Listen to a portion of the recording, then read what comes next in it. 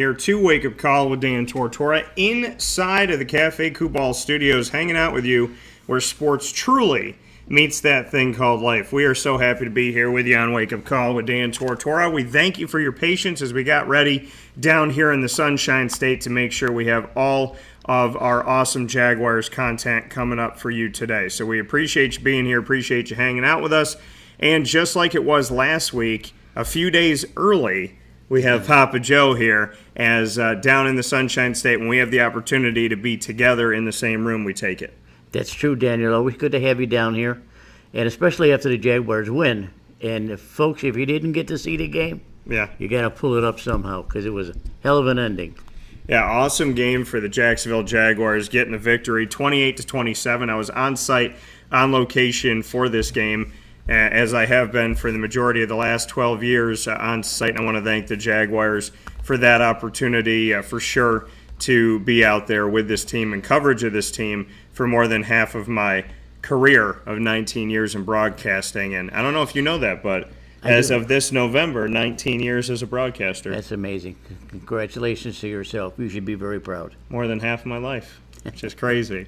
So, big-time shout-out to Andre Sisco, Christian Kirk, Devon Hamilton, as well as Devin Lloyd, Foye Oluwakin, Jamal Agnew, Juwan Taylor, and Tyson Campbell. They will all be joining Wake Up Call with Dan Tortora. My one-on-one conversations from the locker room of a 28-27 victory with the Jaguars will be coming up later on in today's broadcast. We're going to bookend today's show and do some fun things. So we're going to start things off with our conversation on the NFL and the I called it the Turkey Day Trio. So we'll be talking about what happened on Thanksgiving. Then we'll be getting in from Thanksgiving to college football week 13 and what happened there. We'll go to our picks and see how our records held up of our picks for college football week 13 and NFL week 12. Then we'll make new picks for college football championship week. We'll also take a look at what's coming up in the NFL, and we will run all the way back to the NFL with the Jacksonville Jaguars. So we're going to start in the NFL, end in the NFL of this football sandwich, and in the middle of it, the meat of it, we'll be going off about college football. I'm sure there's a bunch of tangents we'll have. And I am wearing my UAB today, courtesy of Mark Ingram and the entire athletic communications department and the team at UAB, so thank you for this. I'm wearing my UAB because it is officially bowl season. Believe it or not, I think it's December 16th is our first one here. Mm-hmm. So coming up here on Friday, December 16th, we have our first bowl game. That bowl game is going to be the Bahamas Bowl, played in New Zealand. No, played in the Bahamas, and that game is going to be Miami of Ohio against UAB. UAB is going to be joining the American Athletic Conference following this season, and I'm very excited for the 6 institutions that are going to be joining the American Athletic Conference, including UAB. So I am wearing this in support of the fact that bowl season is upon us. Too early, Daniel, too early. It was, I think the earliest it's ever been was December 13th or 14th. But you think about that. When you look at bowl season, and we'll get into all this, but when you look at the bowl season and these games that are played, people need to understand something. The games start on Friday, December 16th. The Cure Bowl is then as well. Then you have Saturday, December 17th. You got the Fenway Bowl, the Celebration Bowl. You got the New Mexico Bowl, LA Bowl, the Lending Tree. And there's games all the way through. There's game Myrtle Beach, the famous Idaho Potato Bowl. And PJ and I usually pick our craziest name bowl, because some of these bowls, Dollar General used to have one. I said, how many times you got to spend $1 in the store to? Right. The Cheez-It Bowl is down here now, which used to be the Camping World Bowl.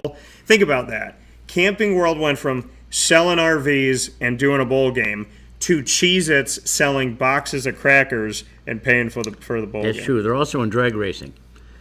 Cheez-It? Yes. That's crazy. So we take a look at some of these that are coming up. PJ and I are going to go through all of these when they come to fruition here. And then the college football playoff will be through the Peach Bowl and the Fiesta Bowl this year and the Rotator. And then we'll get our national champion on January 9th. So think about that. First bowl game's December 16th. Yeah. National champions January 9th. So it takes almost an entire month from the first bowl game to finding out who the national champion is. True. But we'll be looking forward to talking about that because there's some very curious things that happened this weekend. Some of the guys some of the teams that needed to play well didn't play well. And the ones that I didn't think were going to win won. So, you win some, you lose some. Yeah, and you go back and you look at the college football playoff too. We'll be talking about this. Ohio State won the first one, and then it was SEC, ACC, SEC, ACC, SEC, SEC, SEC. So you can see there in the quote-unquote Power 5, the college football playoff belongs to the SEC, a little bit to the ACC, one to the Big 10, none to the Big 12, none to the Pac-12. Well, we saw where Ohio State really laid an egg this weekend, but we'll get into that later. Yeah, we got a lot of stuff coming up here, and I don't want to get ahead of myself, so let's jump into the college football, the NFL side of things with the Thanksgiving games. We're here with Papa Joe on Wake Up Call with Dan Tortora. We are inside of the Cafe Kubal studios. Want to remind you, Cafe Kubal, you could go online today for Cyber Monday, and you could support Cafe Kubal from down here in Florida or anywhere by going to cafekubal.com. That's Kubal. So make sure you do that. And for those of you in the community, go to 3501 James Street, 324 West Water Street, 401 South Salina Street, all in Syracuse. On the corner of Route 11 and Taft Road at Sweetheart Corners in North Syracuse in their drive-thru location, and on 343 Fayette Street in Manlius. Head out to Cafe Kubal today. With that being said, we're going to start off our first piece of our conversation with Papa Joe here down in the Sunshine State. I called it the Turkey Day Trio. Bills, Lions, Giants, Cowboys, Patriots, Vikings, and guess what, folks? Every single one of these games ended in a one-possession win. None of the games were blowouts, all close games. Bills, Lions was 3 points.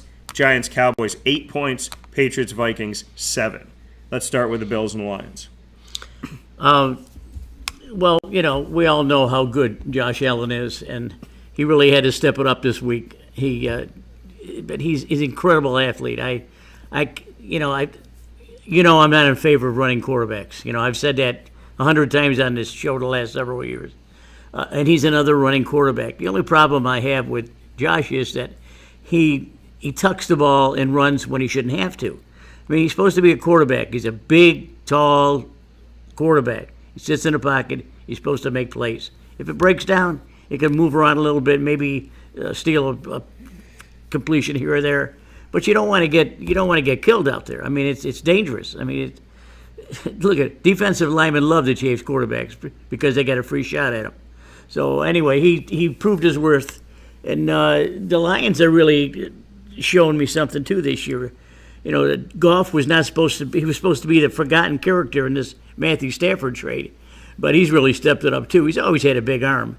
He's kind of a slight guy. He's not near as big as Allen is, but he proved his worth too. I mean, he played well. I mean, it was a good game. All three of these games were fun to watch. Normally, you're right. I mean, you fall asleep at halftime or you go have a turkey sandwich or something. But all three games were fun. Yeah, and seeing Josh Allen, seeing the comeback of the Bills in this game, I think that, to me, that was the biggest thing, right? The fight in them, the dog in them to stay with it in this matchup. The game was tied 7-7 after the first quarter. Jamal Williams, 2-yard run. People know that I wasn't fantasy football-wise. I didn't think Jamal Williams brought a lot to the Packers as far as fantasy goes when he was playing there with Aaron Jones, but dang it if he hasn't shown up here in Detroit. They give him the ball all the time, and he's constantly been a factor with this team, with the Lions. He was the first to score on either side in this game. And then Isaiah McKenzie caught a pass from Josh Allen. Then Josh Allen ran one in. Amon-Ra St. Brown.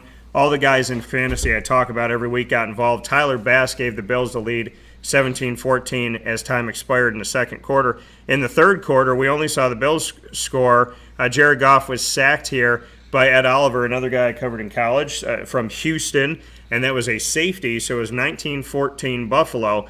And then the Detroit Lions came out. They took a lead. DJ Shark Jr., who we know from his time when he got drafted in Jacksonville, straight out of LSU.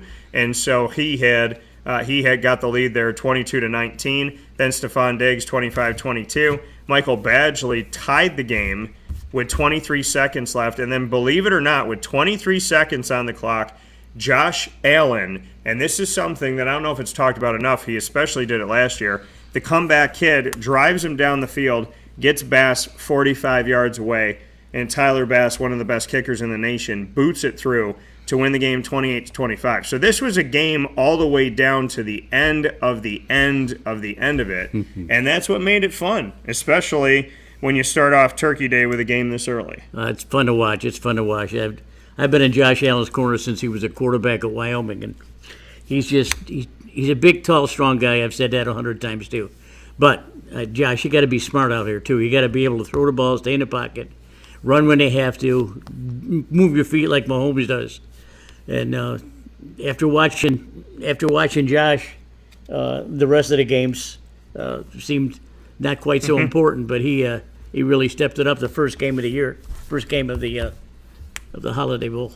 And a good morning to William here. I'm very happy. He is the father, for those of you that don't know, the father of Enrique Cruz Jr., who is one of our tackles on Syracuse. So a big-time good morning. And PJ, we need to talk about this for a second. Now, Enrique Cruz, William's son, he when they go back and they look at it, and I was talking with them about it, Enrique's not the type of guy to lose his cool and get out in fights.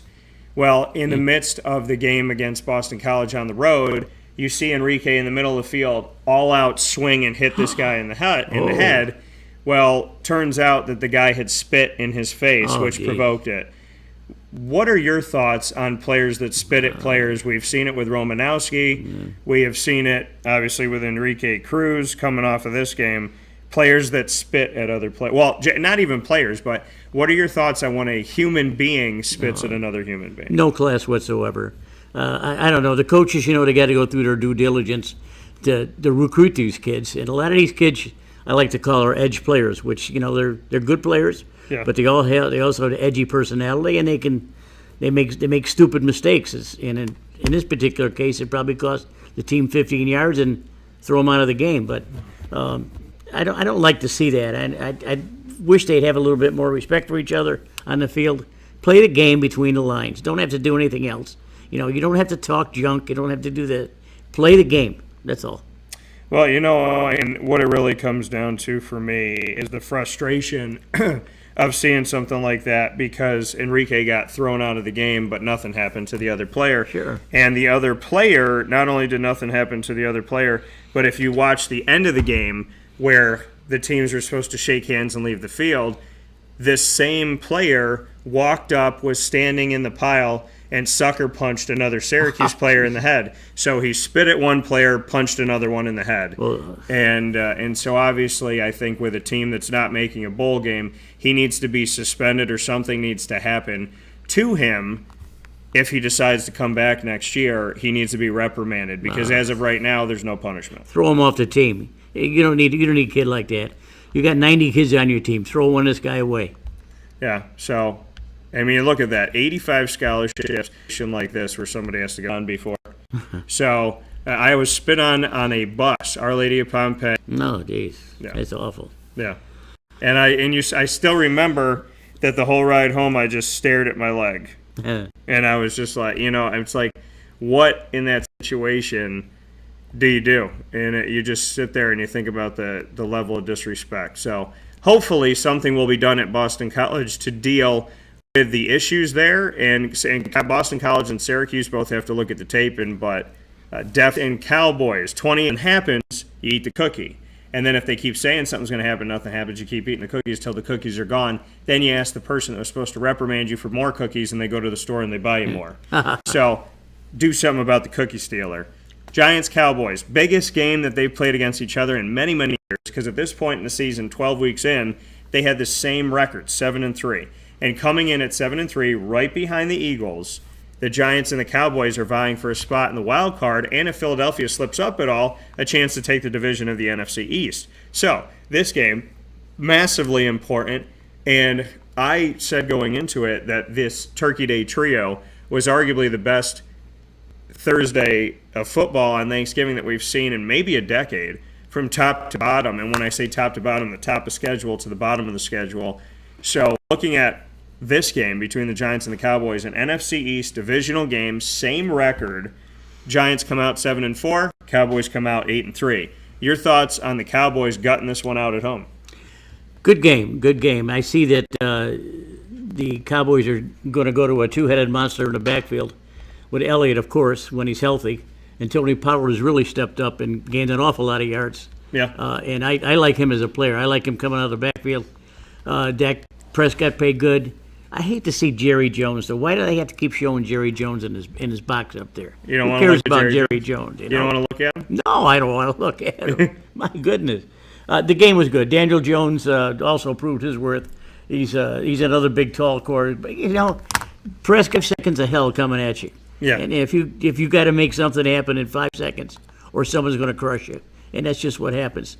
These guys make good plays. Daniel Jones is coming a long way too. I love to watch him play too. He's calm, sort of like Prescott. They're both in the same, cut from the same cloth. They're just good, smart quarterbacks. Dak Prescott deserves a lot more than he's getting at Dallas. If Jerry leaves his fingers off with me, maybe they'll wind up in a Super Bowl. I think it's really funny that you're talking about this situation with the Cowboys, and you're talking about Jerry Jones, who I believe is going to probably cryogenically freeze his head and last forever, but so he can keep making decisions for the Cowboys. But yeah, I mean the Cowboys get the victory in this one. Field goal started off the game with Graham Gano, and then Zeke Elliott got in to give the Cowboys their first lead at the beginning of the second quarter. A drive that went from the end of the first to the top of the second. 5 seconds into the second quarter, Cowboys were up 7-3. Then Saquon Barkley, who is led by my guy, my good friend DeAndre Smith, and I've said it over and over again, but I'll say it again. And I was down in Florida when we did the exclusive conversation with DeAndre when he got the job with the Giants. We did the exclusive one-on-one of him accepting the job. He brought non-household names and made them household. So I said, if anybody's going to take a household name and make that and help that person be even more relevant again, it's going to be DeAndre Smith with Saquon Barkley, because he brought a bunch of guys that you didn't know into the fray. Darwin Thompson, who played for Utah State, won a Super Bowl with the Chiefs. Michael Carter, who people didn't know at North Carolina, who is now playing for the Jets. And so I said, if anybody's going to take a guy who we already know and help him look more like himself, it's going to be DeAndre. And Saquon scored in the second quarter, took the lead back. Graham Gano's time expired. Giants up 13-7 at halftime. Then in the third quarter, this is a guy I've told you over and over again is just outside of the top 5 in fantasy tight ends, Dalton Schultz. I tell you week to week that he is worth the play. He scored the only touchdown scored by anybody, both teams, in the third quarter. 2 touchdowns, 21-13, Dallas leading the Giants. My favorite number 21, Pop Cavino 13. 21 and 13 show up a lot. And it's cool to catch those moments. Thank you, God, for those. Then we had Peyton Hendershot, who had a 2-yard run for the Cowboys. Raise your hand if you know Peyton Hendershot. No. So he got it, 28-13. And then Richie James had a touchdown, 1-yard pass from Daniel Jones. Too little, too late with 8 seconds remaining, and the Cowboys gut this out. Are the Cowboys, PJ, this is an important question because there's a lot of Cowboys fans all over the world, and you can watch and listen to Wake Up Call all over the world here on Facebook.com, all/WakeUpCallDT, also on Facebook.com/LiveNowDT, and you can connect with us on WakeUpCallDT.com's homepage. So my question to you is, are the Cowboys for real? I think they can be. I don't think they are. I think they can be. I think they need to keep the running game going good. Prescott sometimes get rattled back there. He threw a couple of interceptions a couple of days ago, uncharacteristically for him. But he's a good, smart quarterback, and I sort of like the way they're calling the plays for him. He can manufacture some plays at the line of scrimmage. He can change some plays if he has to. If he's got Elliott and Pollard in the same backfield, that's tough. That's tough to defense there. And he's got some good wide receivers, but it all comes down with Prescott. With most of the teams in this league, it all comes down to quarterback play, and he is one of the better quarterbacks. Jerry, leave the guy alone. Let the guy play football and cheer when you have to. May I ask you a question? Yes. Where did Tony Pollard play college ball? Tony Pollard played college ball. It's a reoccurring theme on my show. You want me to tell him? Is he Syracuse? Nope. Is it Florida? Nope. Starts with an M and ends with an Memphis. Memphis is where he played. Many players from Justin Fuente and Mike Norvell have attained not only success in college, but in the NFL. And there are numerous running backs, I should say, in the NFL from Memphis. Numerous players in the NFL from Memphis, but a ton of running backs, Tony Pollard being one of them, Darrell Henderson Jr. being another, who the Jaguars picked up this past week to help them out. And in good timing here, didn't know ETN. Maybe they knew something about ETN not being 100%. JaMycal Hasty they got from the Niners before the trade deadline, and waived by the Rams, Darrell Henderson Jr. Very interesting as the Rams continue to not figure it out. They had Darrell Henderson on the team, and at one point he was supposed to be their starting running back, and he's now a Jaguar. So we could see some increased play with him over the next few weeks if we're not going to be with Travis Etienne, or if Etienne isn't 100%. He had 2 carries for 3 yards in the game before going out. So, Darrell Henderson, another one of those guys. But Tony Pollard, I said it. I've been saying it for 2 years. Zeke, understand. I think Tony Pollard's going to take the starting job in Dallas. Wow. And he can catch the ball out of the backfield, too. So. Yeah. It's a possibility. I like the way the guy runs. He's a little bit smaller than Zeke, but hey, if you can catch the ball out of the backfield, if you're a running back in this league, if you can catch the ball out of the backfield, you're going to play somewhere. Yeah. It's really, really important. Look at the throw that Trevor Lawrence made to Hastings down the sidelines. And Hastings, what do you call it? Maybe 5 ball throws, gets a touchdown at it. Let me tell you this. His 28-yard touchdown is his first receiving touchdown ever in the NFL. Oh, my goodness. So, JaMycal Hasty has scored 2 touchdowns with the Jaguars because he had a rushing one against the Colts in the loss 34-27 on the road. So this is his second Jaguars touchdown, first Jaguars receiving touchdown, first receiving touchdown overall ever in the NFL in his 3rd season in the NFL, first 2 with the Niners. Well, he's a good-looking little player, and I don't know what's the matter at Etienne, but if you wrap your ankle up, shoot up, and go back out and play, I hope there's nothing more serious than that. But hey, we as pundits and fans have got to look at people that watch the Jaguars. So at the end, you beat out Robinson to get the job, to keep Hasty on the bench. If you don't want to get on the bench, if you want to stay on the bench, then Hasty's going to play. That's fine with me. Yeah, and that's what it comes down to. We also want to thank, as continues to make this house look beautiful, we want to thank our unofficial official producer, Miss Mary T. Hi, Mary T. for being here with us. She's putting away her Thanksgiving stuff, and Christmas is coming out. we got to put up our Christmas stuff. Yeah. I fixed the front door already. Yeah, Christmas is on its way, which means, and I'm staring at it right now, it means the Snoopy tree is coming out. Yeah, the Snoopy tree's coming out. Yeah, we're going to get to see the Snoopy tree soon enough. So before we take a step aside for a fast break, the final Turkey Day trio game, the Patriots, the Vikings. I told people this is probably going to be a closer game than they think because the Vikings should win and they should be able to score, but the Patriots are that team that never seems to go away. The Lions have been better this year. The Patriots shut them out. And I thought, you know what? You got Bill Belichick on Turkey night, and we know that Bill Belichick can never be counted out. He made it a game. He made it a touchdown game here. And toward the end of this game here, Minnesota scored the last 2, put the last 2 scores on the board in the 4th quarter. A field goal by Greg Joseph, touchdown from Adam Thielen, and 33-26, they get the game. So Thielen was the separation. It's been kind of quiet, but I said you can't forget about him. TJ Hawkinson got involved as well, and Justin Jefferson. So all 3 of them scored from Kirk Cousins, and Minnesota did what I thought they were going to do, what you and I both thought, which that they would win. But the Patriots, once again, looking like a team, even at 6-5, that is a tough out every single time. Can't count the grumpy lobster boat captain out. He loves his teams, and he loves Mac Jones. I mean, how can you not like Mac Jones? Comes from a great program in Alabama, and just steps right in and knocks the competition all to hell.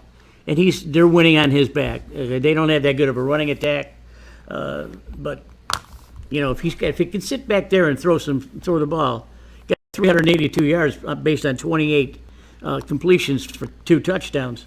He's got a good receiving team. So you're right.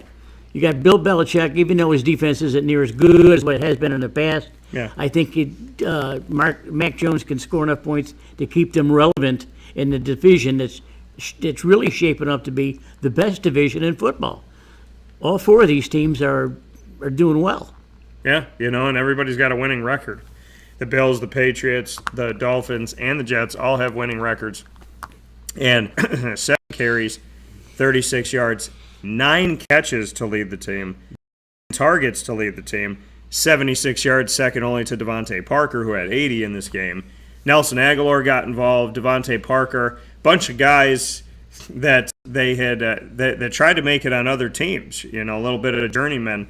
Hunter Henry had a touchdown again, so there's another thing to be said about that.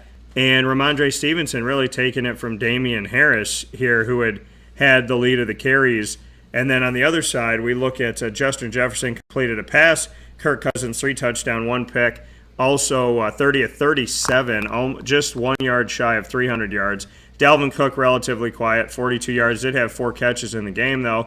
Jalen, how about this? This was a game of two former Eagle draft picks, high draft picks, going after each other. Jalen Reagor on Minnesota, Nelson Aguilar on the Patriots. So interesting here that Philly drafted these guys high, let them go, and Philly has the best record in the NFL. So kind of some irony there. Minnesota right behind them, though, at 9-2. We're going to take a step aside, and we're going to go to our board and see how we did in our overall picks for this week. Papa Joe and I picked every game the same, except for the Raiders and the Seahawks. So I already know that he's got one up on me. We'll talk about it after this fast break on Wake Up Call with Dan Tortora from inside of the Cafe Kubal Studios down in our second home of Florida in the Sunshine State, where plastic bags are aplenty and people are free. We'll be back right after this. Those linen shorts, we should give those to Dan. What? Carvel DeWitt, it's what happy tastes like. Do you know why? Because we make ice cream. Creamy, rich, flavorful ice cream. Not yogurt or iced milk like some of our competitors. Ice cream. Fresh, by hand, daily. For the calorie conscious, we have something new for you. Our new Carvelite. Same great flavor, creaminess, and texture of our regular ice cream with only 35 calories an ounce. So whether you want an ice cream cake, flying saucer, dasher, carvalanche, hard or soft ice cream, we will satisfy your craving with our fresh, handmade regular or new Carvelite ice cream. Carvel DeWitt. It's what happy tastes like.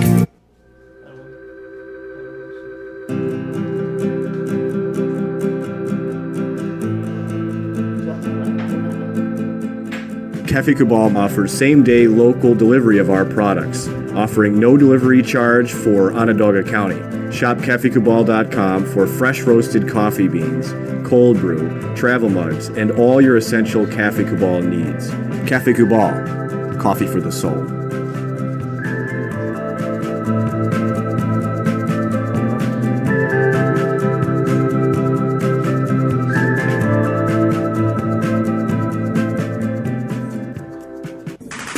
The Wildcat Sports Pub in Camillus, New York is located on 3680 Milton Avenue in the Home Depot Plaza. It is your family-friendly sports bar and restaurant. Folks, some sports bars aren't family-friendly. Some family-friendly restaurants are not sports bars. The Wildcat Sports Pub in Camillus, New York is proud to be both. It is that marriage that you've been looking for years. The Wildcat Sports Pub is your home base for your sports bar and restaurant needs, games for the kids, indoor and outdoor activities, and enough things on the menu to come back every single week and get to try something new. They're open Sundays from noon to 8 p.m., Monday through Wednesday, 11 a.m. to 11 p.m., and Thursday through Saturday from 11 a.m. to midnight. For reservations and party information, call 315-487-2222 for the Wildcat family-friendly sports pub and restaurant.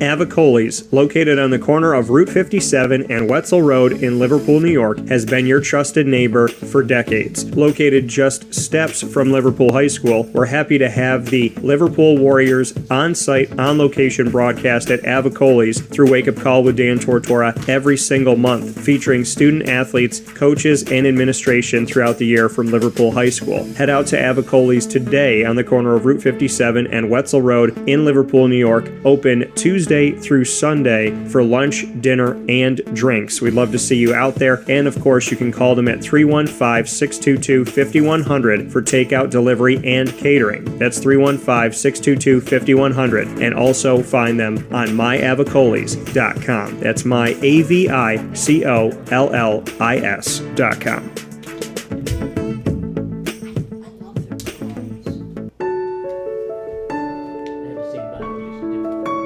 Having peace of mind when you're out of town that your furry-loving friend is safe and sound means taking them to Canine Campground, because we all know that when it comes to the love of our pets, it goes well beyond the call of duty to make sure they're safe and sound. Right, Lily?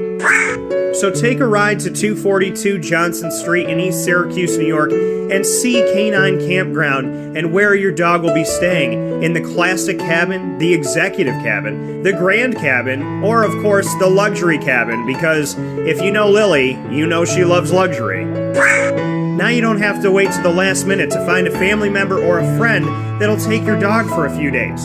Call Canine Campground at 315-299-4013. That's 315-299-4013. Their drop-off and pickup times are Monday through Sunday.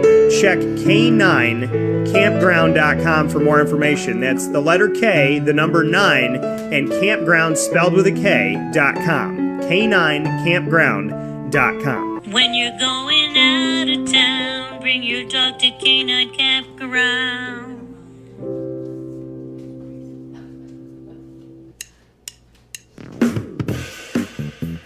PB&J's Lunchbox, the food truck that you love finding all throughout central and upstate New York, now has a street-side cafe. So when you're craving their traditional favorites as well as their out-of-box amazing menu items, you can now head to 663 Old Liverpool Road in Liverpool, New York. Located just minutes from the highway, the Thruway, Destiny USA, and Onondaga Lake Parkway, PB&J's Lunchbox Street-Side Cafe is there for you Monday through Saturday from 9 a.m. to 7 p.m., serving breakfast, lunch, and dinner all throughout the day. Get breakfast for dinner, dinner for lunch, whatever you fancy, including their award-winning grilled peanut butter and jelly sandwich. Find them at 663 Old Liverpool Road in Liverpool, New York. PB&J's Lunchbox, where we love to know what's in your lunchbox.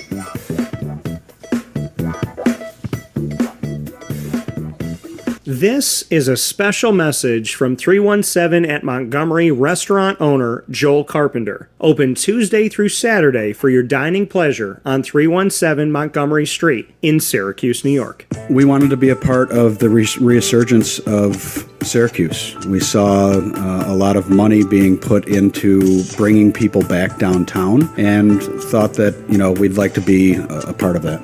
I love putting together a good dish where people see it first, they fall in love with it, and then it tastes just as good as it looks. We want to provide the best food in Syracuse that we possibly can, and we want you to leave here talking to your family, your friends about what you had to eat first and foremost, but also our service, and to walk out feeling like you're part of our family. I work out in the front of the house a lot, and I love walking to every single table, asking them how everything is, and people looking at me and smiling and saying, this is the most amazing short rib I've ever had. This is the most amazing filet I've ever had. And Donna is great. Sarah's amazing. Thank you for coming over and talking to us. And then them just being truly happy for the experience that they've gotten.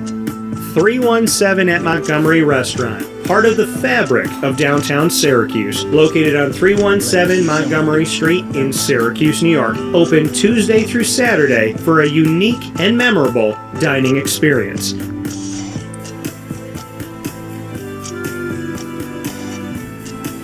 Welcome back here to Wake Up Call with Dan Tortora inside of our Travel Cafe Kubal Studios, hanging out here where sports meets that thing called life. You just heard from 317 at Montgomery, and 317 at Montgomery, we're talking about a little bit off the air.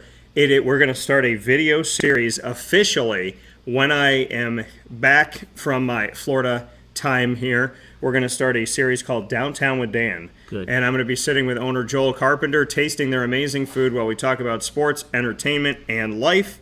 And we are doing a private VIP event on Monday, December 5th, where I got to pick my guest list and showcase the grand opening of Downtown with Dan in partnership with 317 at Montgomery. So when I go back up to New York, I get to have a party. And if you were both there, I would have VIP'd the heck out of you guys. Right. So we're going to have to, when we get you up there, we're going to do a series of, and you hear from our wonderful partners in these fast breaks all throughout Wake Up Call and in our conversations with live mentions with Lemoyne and Bryan and Stratton College of Syracuse. But when we get you both up there, I'm going to give you the DT tour, and we're going to tour all these wonderful places. And I want to thank all of our partners in Central and Upstate New York: Cafe Kubal, Carvel DeWitt, the Wildcat Sports Pub, Witty Wicks, Canine Camp Dog Daycare, Avicoli's, Ma and Pa's Kettle Corn and Popcorn Factory, PB&J's Lunchbox, Canine Campground Dog Boarding, Chick-fil-A Watertown, Mother's Cupboard, Honda City of Liverpool, Chick-fil-A Cicero and Chick-fil-A Clay, Pizza Man, 317 at Montgomery, our newest partner, located on 317 Montgomery Street in downtown Syracuse. The name of the restaurant is the name of their location. Lemoyne College Dolphins and the Bryan and Stratton College Bobcats of Syracuse, where we are the exclusive multimedia marketing partner for both colleges here in our community, which I love so very much. So we got a great team of people, incredible partnerships, and it is Cyber Monday, which means you should go to maandpazpopcorn.com. You should also go to cafekubal.com, wittywicks.com. There's a lot of cool stuff coming up today. Very excited. Good, fun. So- What's this junk I read about Syracuse and Bryant having fights?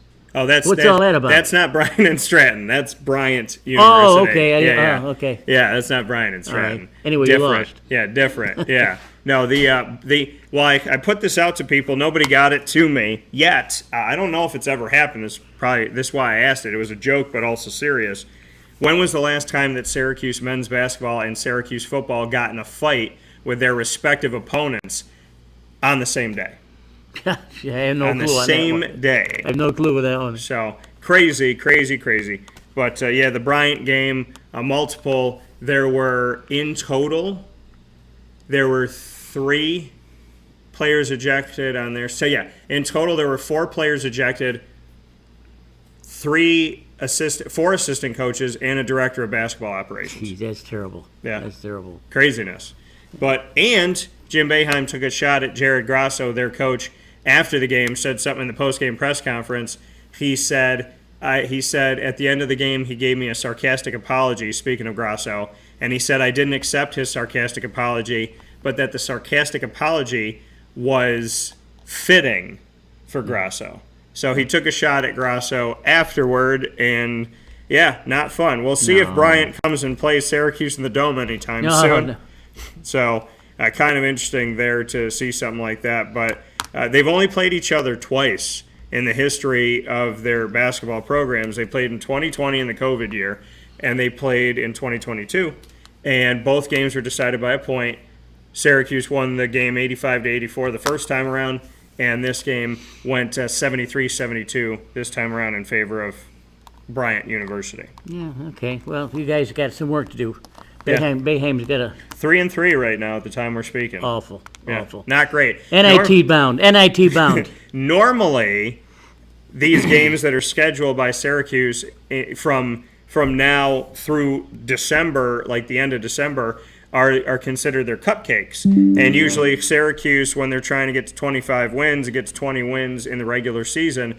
They build these 20 wins, a lot of them, from playing most of them at home and most of them against teams that they feel they can beat. The last 2-3 years has been the opposite. Syracuse playing the Bryants and the Buffaloes and the Colgates and not winning. How about this? Syracuse was 54-0 against Colgate in 54 games and now Colgate is 2-0 the last 2 seasons. They had Syracuse has not lost to Colgate in back-to-back years since 60-61, 61-62. Oh, wow. So Colgate ended a 54-game winning streak, or a 54-game losing streak. They ended that against Syracuse last season, ended a 54-game losing streak to Syracuse. Matt Langle's got this team doing great things at Colgate. The Raiders come in and raid the Dome, win by 15. They come back this year. They win by double digits this year again. And Syracuse has no answer to Colgate, no answer in recent history to Buffalo, no answer to Bryant. All the games that they used to schedule that Syracuse fans slept half the way through thinking they were going to win them. Well, Bayham needs to go. He's too old now. He can't recruit the kids that he needs to play. It goes to show you can go in any town, in any city, anywhere in the country, get 5 guys off the street and play basketball. You don't need 90 guys like you play football. Give me 6 or 7 guys, and I can put a winning team together. And that's what you need to do. And some of the guys that recruit the edge players, you got to do that in order to be competitive. And Bayham, I guess, is his son playing for him anymore? Is he done? No, both sons are gone. Okay. Cole Swider's gone. A bunch of the guys are gone here. So our NFL Week 12 predictions, as Papa Joe in the moment said, what a lot of Syracuse fans are saying. Bayham needs to go is what a lot of people have said. Not beating these teams that they need to beat. Obviously, this is the time where Syracuse, prior to the Big East, prior now to the ACC over the last decade, these are the games they schedule to get wins as they're getting their feet under them, and they haven't been winning these games. So sad for the Syracuse Orange, and I know the fans are feeling it, unfortunately, right now. And I feel you, hometown. I feel you. PJ and I got the first 3 games right here of our Week 12 predictions. We go down the line of Week 12 and take a look at the rest of the games. There's only one game we predicted differently, so if we end up 100%, PJ is going to be at 100%, and I'll be 1 game behind him. So we look at Cleveland in overtime at home beat the Bucks. The Bucks are now 5-6 on the season. People still think Tom Brady is going to figure it out, but the Bucks are 5-6. They just lost to a Deshaun Watson-less Cleveland Brown team, and the Cleveland Browns, guess who beat them? Jacoby Brissett. Who is Jacoby Brissett the backup to? Tom Brady. Right. In New England. So the backup beat the Super Bowl champion in this game. Craziness here. And we got that one wrong. Cincinnati and Tennessee. Cincinnati is able to defeat Tennessee. Thank you to the Bengals for helping out the Jaguars. You always got to thank, if you're a Jaguars fan or a fan of whoever, you got to thank the teams that beat the teams that are in your division to make you look better here. So, Jaguars winning and other teams losing help them out. Miami was up 30-0 on Houston. Houston scored 15 unanswered points, but Miami still won by doubling the score. The Jets killed the Bears 31-10. Mike White. Raise your hand if you know Mike White. And this is the best thing about this. When we do radio and TV, and I can't see you, and I say, raise your hand if you know him, I know there's somebody in the car that just raised their hand while they were driving, and then they looked at their hand and went, Dan got me again. I always tell them, if Dan doesn't say, right, Simon says, Dan says, well, Dan says raise your hand. You raised it. I couldn't see it. But the Jets get the win. So PJ and I got Miami and the Jets right. Washington beat Hotlanta. So we got that one wrong. Washington's one of those teams this year that you just can't figure out, and they've been that way for a while. They're a team that's pretty darn good, but you just wonder every single game they could lose and every game they could win. It's this weird place. Carolina defeated Denver. We were giving Denver the love there. They didn't get it. We both picked the Jaguars. We'll talk about this later in the show when you get to hear from the Jaguars later on in the show. But we did pick those Jaguars, put our money where our mouth is, and pick the Jaguars to win the game. And my thoughts on that game were if Jacksonville, whose defense I believe is playing better, continued with their defense and were able to make some stops, they could win the game. They did exactly that. We'll get into it later in the show. Chargers, 1-point victory over Arizona. Crazy game here, 25-24. The Chargers beat the Cardinals in this matchup, folks. And keep in mind here, when you take a look at this game, the fact that Kyler Murray was able to go, which was a huge help to them, because if not, it was going to be Colt McCoy and Trace McSorley back out there again. And so Arizona was able to fight with Kyler Murray being out there for him. Justin Herbert bested them, so we got the Chargers right. And then another overtime game. The Raiders love playing OT games. Raiders won 40-34 in Seattle against the 12th man, folks. So PJ got that one right. That's the one that we picked differently. So we had the same record up to this point, and we just got that one wrong. Then we had the Chiefs, Niners, and Eagles. Taking a look at this, the Chiefs, the Niners, and the Eagles all won. We're not going to talk about the Eagles game because Mary T was on the other side of that, 40-33. But San Francisco, 13-0. Who shuts out the New Orleans Saints, who have no defense and plenty of offense? Well, I'll tell you who. San Francisco does. So I just ran through them. PJ, you got 1, 2, 3, 4, 5, 6, 7, 8, 9, 10, 11. You have 12. PJ's record, 12-3, his best week that he's had by far this season. I got 1, 2, 3. I should have one less than you. 4, 5, 6, 7, 8, 9, 10. Yep. So I am 11-4. My best week this week, your best week this week. 12-3 for PJ predictions, 11-4 for mine. I just ran through the games, but I know you got thoughts, PJ. So what are your thoughts on some of these? do. I guess we can start with, let's see what we can start with. Oh, the Dolphins. I watched some of the snippets from Tua doing his magic out there. Tua has morphed into the kind of player that we wanted to see when he left Alabama. He's coming into his own. I know he got hurt real bad there a couple of years ago, last year or two. So, but he's very clever handling the ball. He's a magician with the ball in his hands, and which allows him to roll out a little bit, and he can make plays on the run. So, but now, is he going to run the ball? No, he's not going to run the ball. He can, but he won't because he will get killed. That's what you're supposed to do as a quarterback. Run the team. Don't run the ball. The Texans are hapless. I mean, they have no clue. They have no clue what's going on. And when you play face a guy like Tua, I mean, you got to be 110%, and they weren't even 50%. So forget about them. And that putting in Rodgers and Brady because they've been there so long. But Joe Burrow when he gets Jamar Chase back, they could make a run just like they did last year. And Jamar Chase has not played yet in a couple of weeks.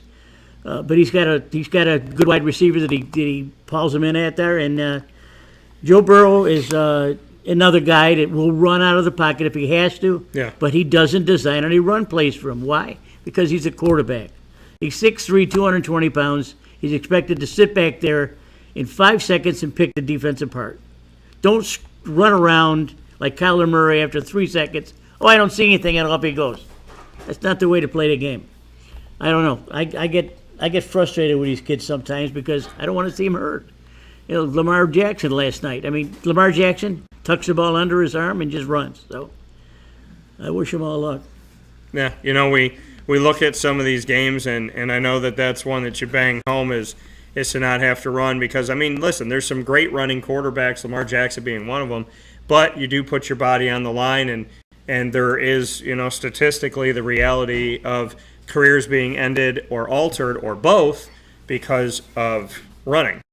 Got to be careful, got to be safe. I love seeing it. I just want to keep the guys healthy. I always think of Robert Griffin III when I think about guys that could have been, and him in Washington, just him running. And I remember one time he was by the sideline. He ran and he jumped up in the air. Guy hit him, and he literally, like a helicopter propeller, just spun in the air and flew out of bounds. Not good. Look at the kid that played for Matt Stafford yesterday. A kid Shelton, I don't know, for Virginia or something like that. I mean, he looked like a deer in headlights. I mean, he got hit. Oh, I would say, Daniel, he got hit at least 30 times in that game. Talking about Bryce Perkins? He absolutely got smacked. Yeah. Now, Perkins is another running quarterback. I covered him at Virginia. But he's not going to learn by sitting on his ass the way he is. I mean, he got killed. I know he tried to scramble and make some plays, but if you watch Matthew Stafford, he's going to sit back there and make plays. That's what if this kid wants to play, and all you kids that want to play, look at the quarterbacks that sit back in the pocket and make plays. That's all. That's all I'm asking you to do. Reality, and I love the running quarterback, but I understand the risk that you take. Looking at former Super Bowl champions a year after, and we can look at the history of this in the coming weeks as we get closer and closer to the playoffs. But PJ, has there been, you top of mind thinking about it right now, has there been a worse back-to-back year of winning a Super Bowl and then playing the following year than what we're seeing with the Rams right now, who look absolutely atrocious? Yeah. They look awful. Yep, they do. It's unfortunate too, because Stafford was brought in to get them to where they wanted to be, Right. Which was the Super Bowl. I mean, that's where they want to be. But if he's another guy that gets hurt a lot, and he doesn't get hurt from running the ball. I mean, he just gets smashed. Yeah. And he gets hurt. So it's unfortunate, but that's the way the game is played. We look at the standings right now, like I said, Cincinnati defeating Tennessee. A thank you from the Jaguars. Cincinnati, pardon me, if we look at the AFC South right now, Tennessee is 7-4. The Colts are 4-6-1. The Jaguars are right behind them, went 1-1 with the Colts. They're 4-7. So the Jaguars have an opportunity to take second place in the division over the Colts, and then just bringing it straight toward the number one pick of the 2023 NFL Draft. They're trying really hard to get it. The Houston Texans are 1-9-1, worst record in the country. Look at that right now, and then look at the AFC.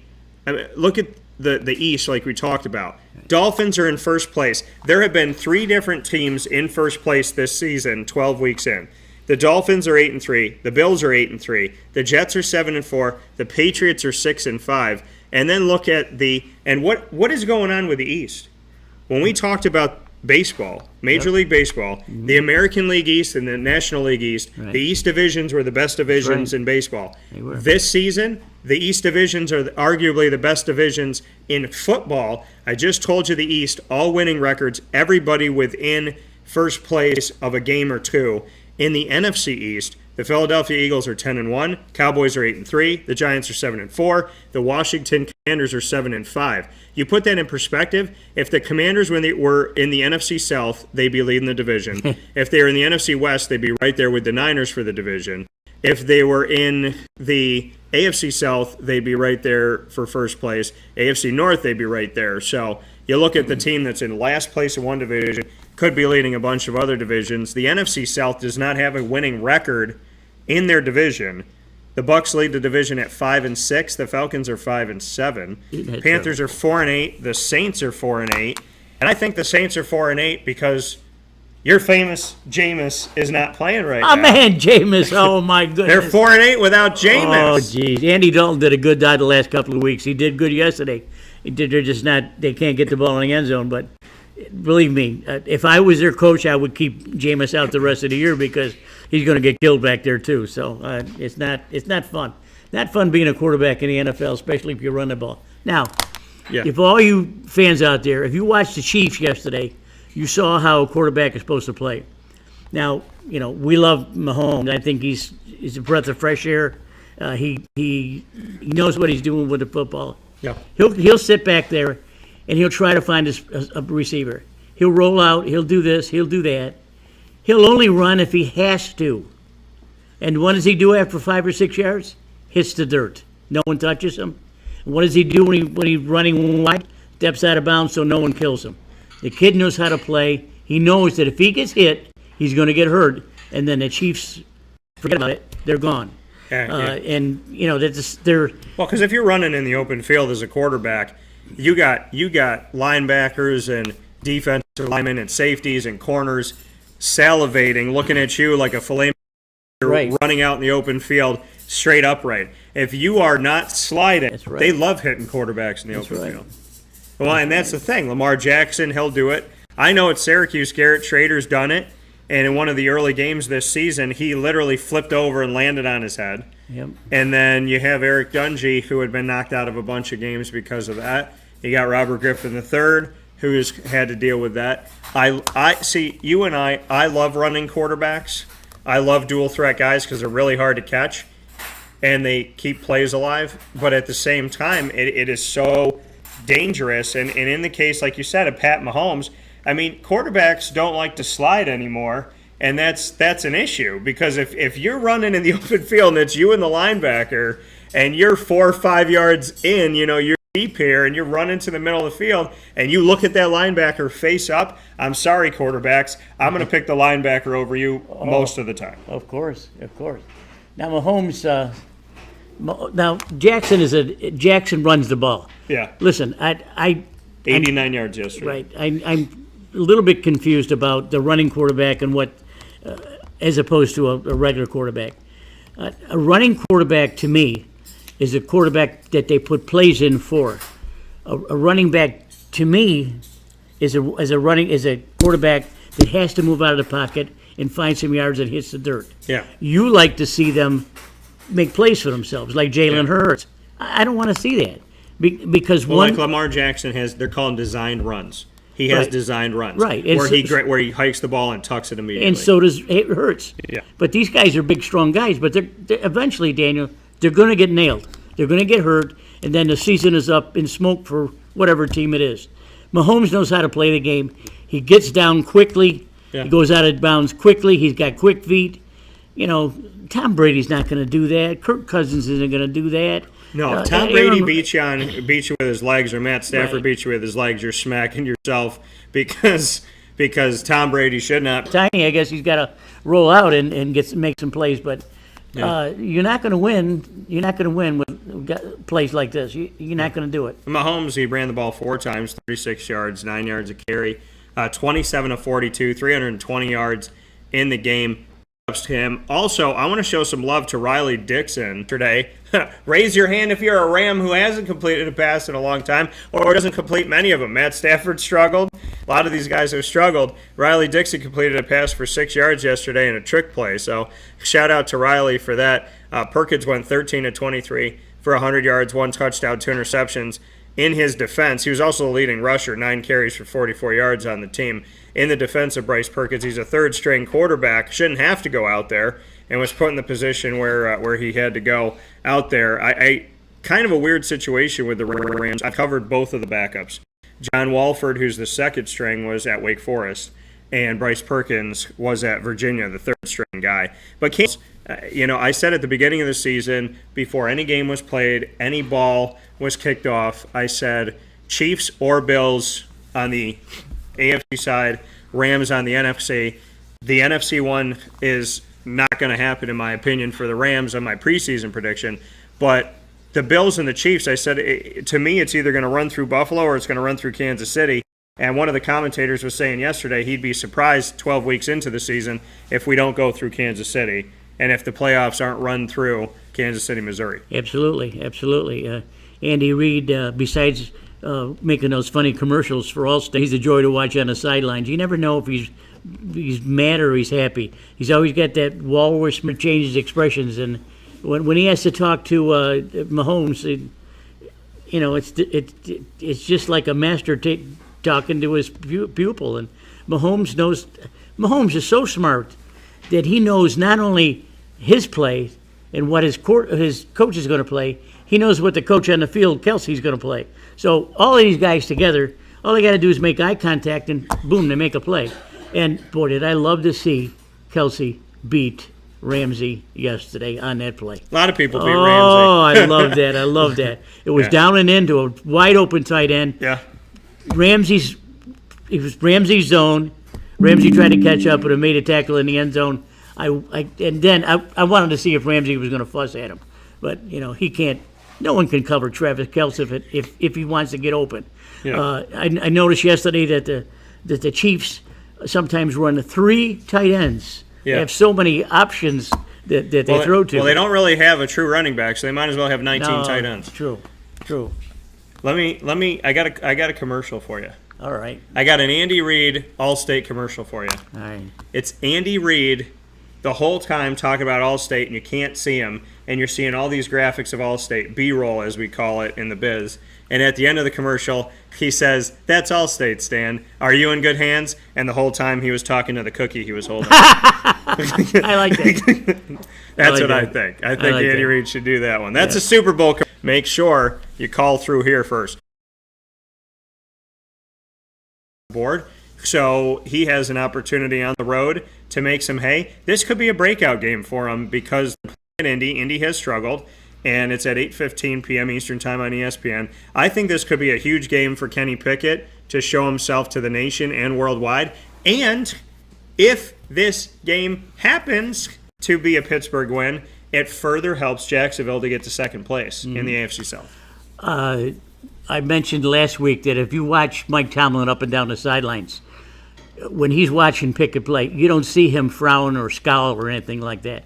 He's very comfortable with Pickett running the team, and justifiably so. I mean, the kid's going to be he's not going to be a Roethlisberger probably because he can move better, but he's a first-class quarterback.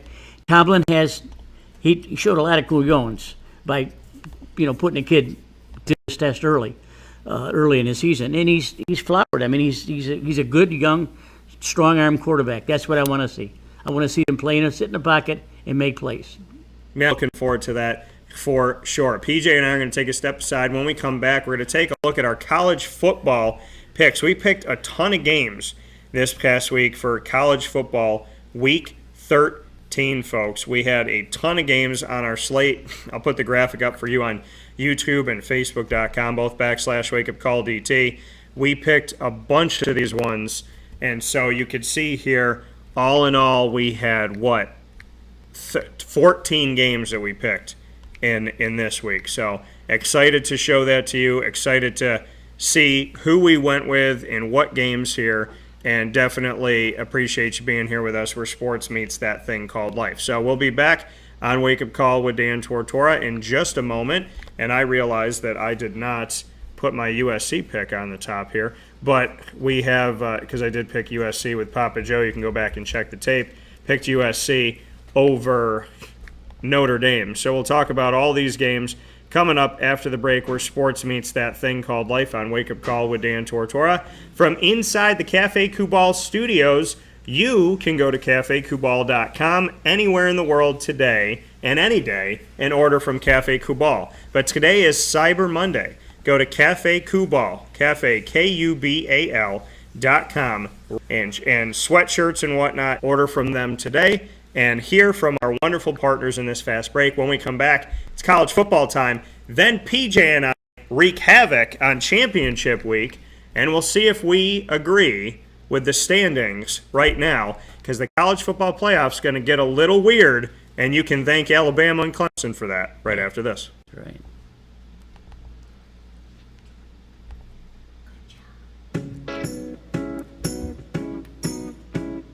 In these unique times, there are those in our community that give us a sense of normalcy and positivity. Pizza Man on 50 Oswego Street in Baldwinsville has been here for you for over 35 years and is here now.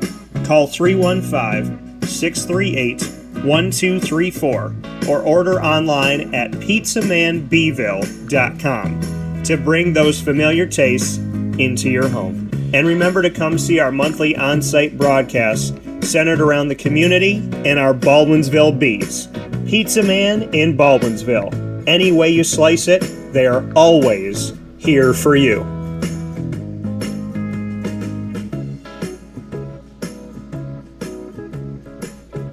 This is Jimmer Sikowski, owner-operator of Chick-fil-A Cicero, 7916 Brewerton Road in Cicero, right in front of the Home Depot. I had a deep feeling that God wanted me to do something bigger with my life and to help people, help others. I kept putting Chick-fil-A in my life, and I realized as I was going through the franchise selection process that positively impacting the lives of others was really core to what we do here at Chick-fil-A. First of all, it starts with the food. The food is brought in fresh daily. We bring in local produce. We prepare to order in the kitchen. We hand bread our chicken. We hand spin our milkshakes. It's great food. It doesn't taste like fast food. I think the second thing is the way people feel when they come in a Chick-fil-A restaurant. It's different. We try to treat people with intentional kindness here, which is very different and deeper than good customer service. And so I think it feels remarkable for most people to come in a Chick-fil-A restaurant. And then lastly, the impact that we try to have in the community is very different. It's a big part of the expectation of every operator of a Chick-fil-A restaurant is that they're actively engaged in their community, they're a leader in the community, and they're making a difference. When they realize that what we're striving to do is to shine a little light in their life, that's a very, very different experience than you will have at any other quick service restaurant. And it's that remarkable experience that I think people will emotionally connect with.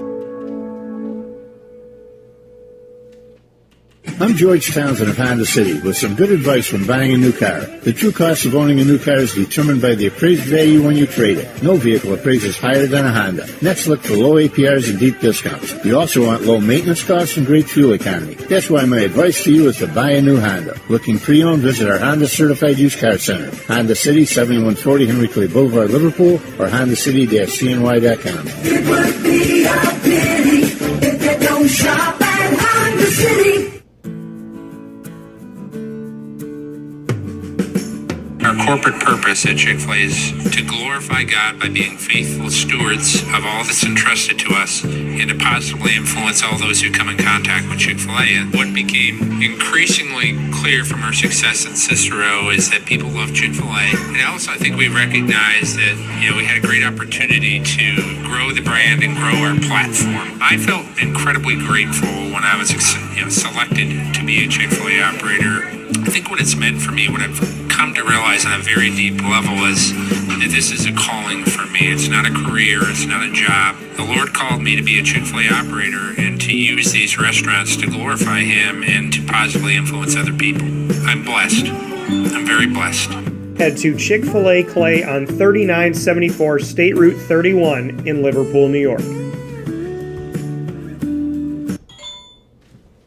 Welcome back here to Wake Up Call with Dan Tortora inside of the Cafe Kubal Studios, hanging out with you where sports meets that thing called life. Always happy to be here with you on Wake Up Call with Dan Tortora inside of these Cafe Kubal Studios, and Cafe Kubal located for you conveniently on 3501 James Street, 324 West Water Street, 401 South Salina Street, all in Syracuse, New York, on the corner of Route 11 and Taft Road at Sweetheart Corners in North Syracuse, and of course located for you, and that's their drive-through location, and on 343 Fayette Street in Manlius, New York. So however you're connecting with them, make sure you head out to Cafe Kubal today and go to cafekubal.com. Cyber Monday, and the Holiday Roast is out. And the Holiday Roast, not only is it a blend that they bring out for the Christmas and holiday season, but you keep the bag when you're done with it because the bag is so beautiful. Actually, I'll show it to you right now. If you go to cafekubal.com, my good people, and you check it out, you can see that the Holiday Roast is right there for you. So really cool here. They got the Christmas trees on it, the Christmas roast ready for you to go. Build any bundle, add any 3 items in the collection of items and get 15% off. So you could bundle and save at cafekubal.com. Love the Holiday Roast. So make sure you check that out and support local as always. We appreciate it. So Papa Joe and I starting off the week together. We've been earlier than our normal Thursday the last 2 weeks. You can thank Thanksgiving for that. And you can thank me taking some time down in the Sunshine State, my second home, literally when it comes to my personal life, and my second home literally when it comes to my business life. So a big shout out to all of the wonderful places we've gotten to connect with. Obviously Hooters down here in Florida. We've done a lot of work with Hooters of I Drive in Orlando, Florida, right by Disney, SeaWorld, and Universal Studios. So big shout out to the entire team there. Big thanks to Jeff and Tim, and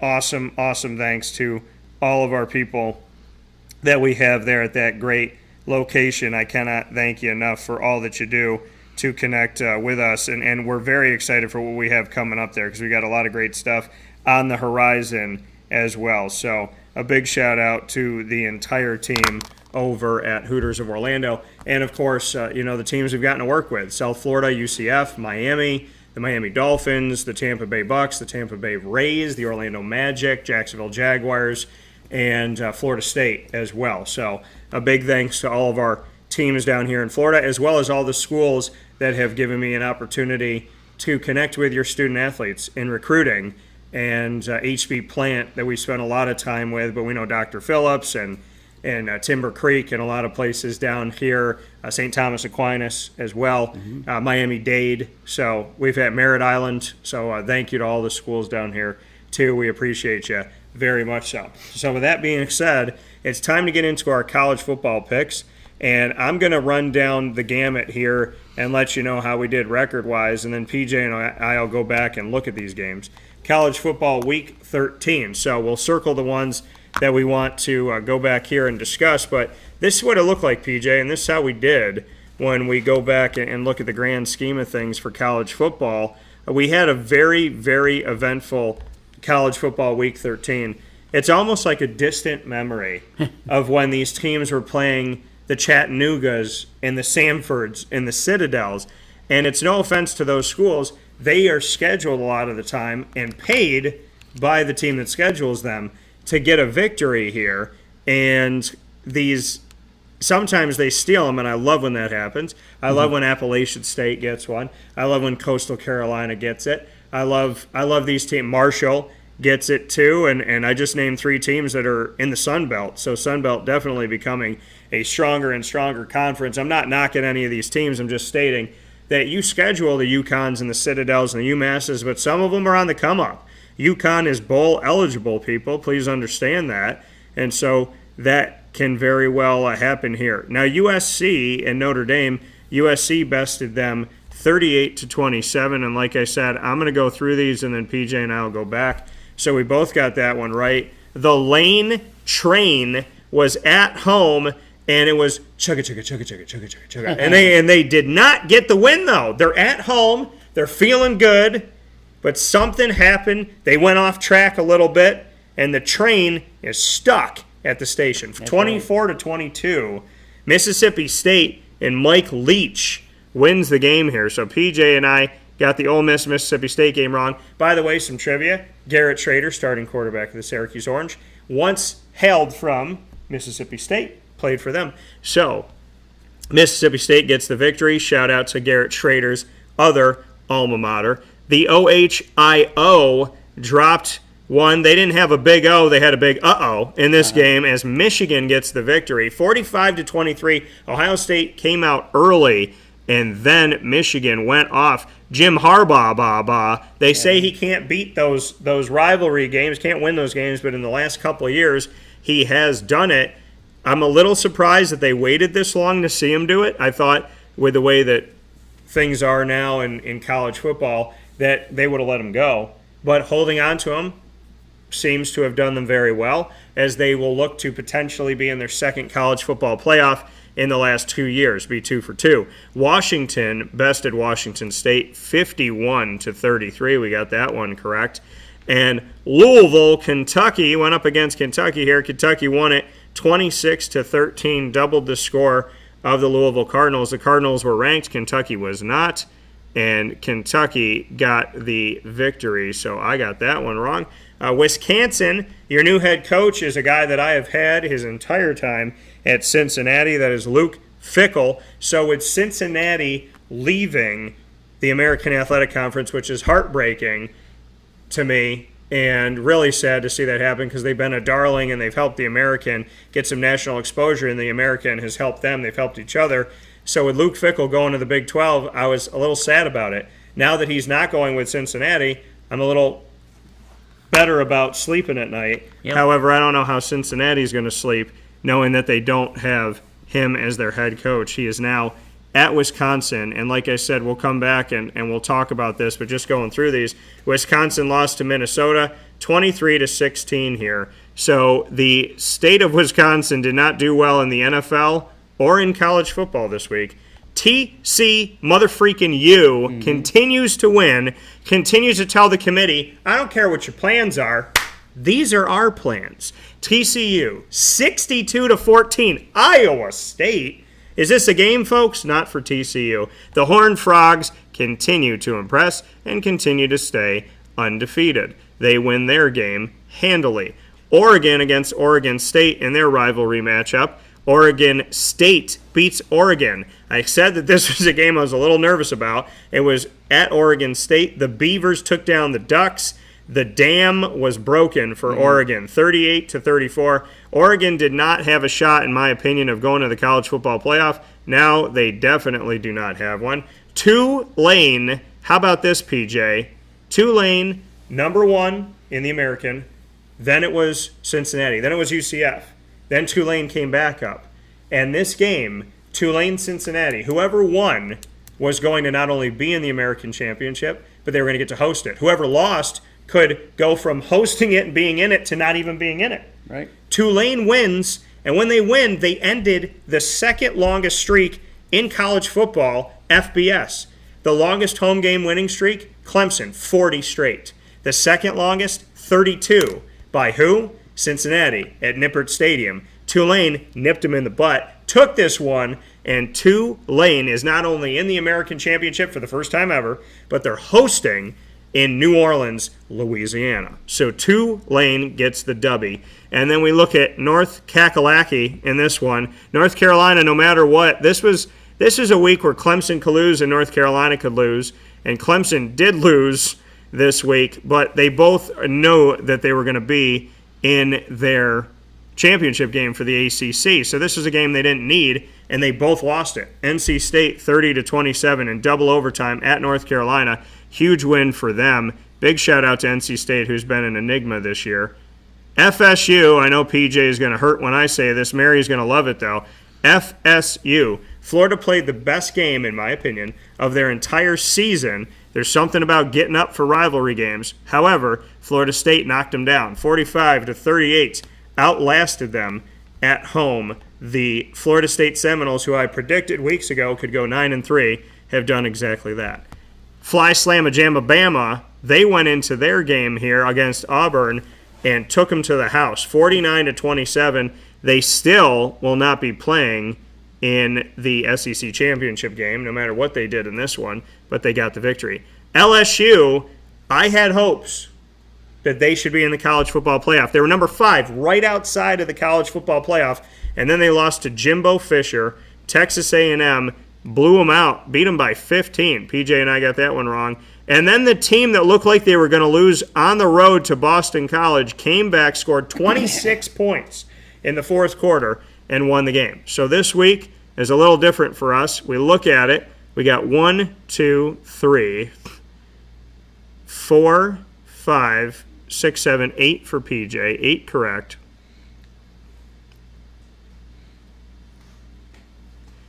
8 and 6 for PJ. I know my record's not as good. 1, 2, 3, 4, 5, 6. I have 7. Yeah, it's 7 here. So I'm 7 and 5. Same record as my Syracuse Orange 10 this season. And PJ's 8 and 6. I just ran through the gamut, PJ. There's a storyline in every one of these games. Let's start with USC. They handled Notre Dame, and they're making a case in the Pac-12 to represent the Pac-12 in the college football playoff, where we haven't seen them in a while.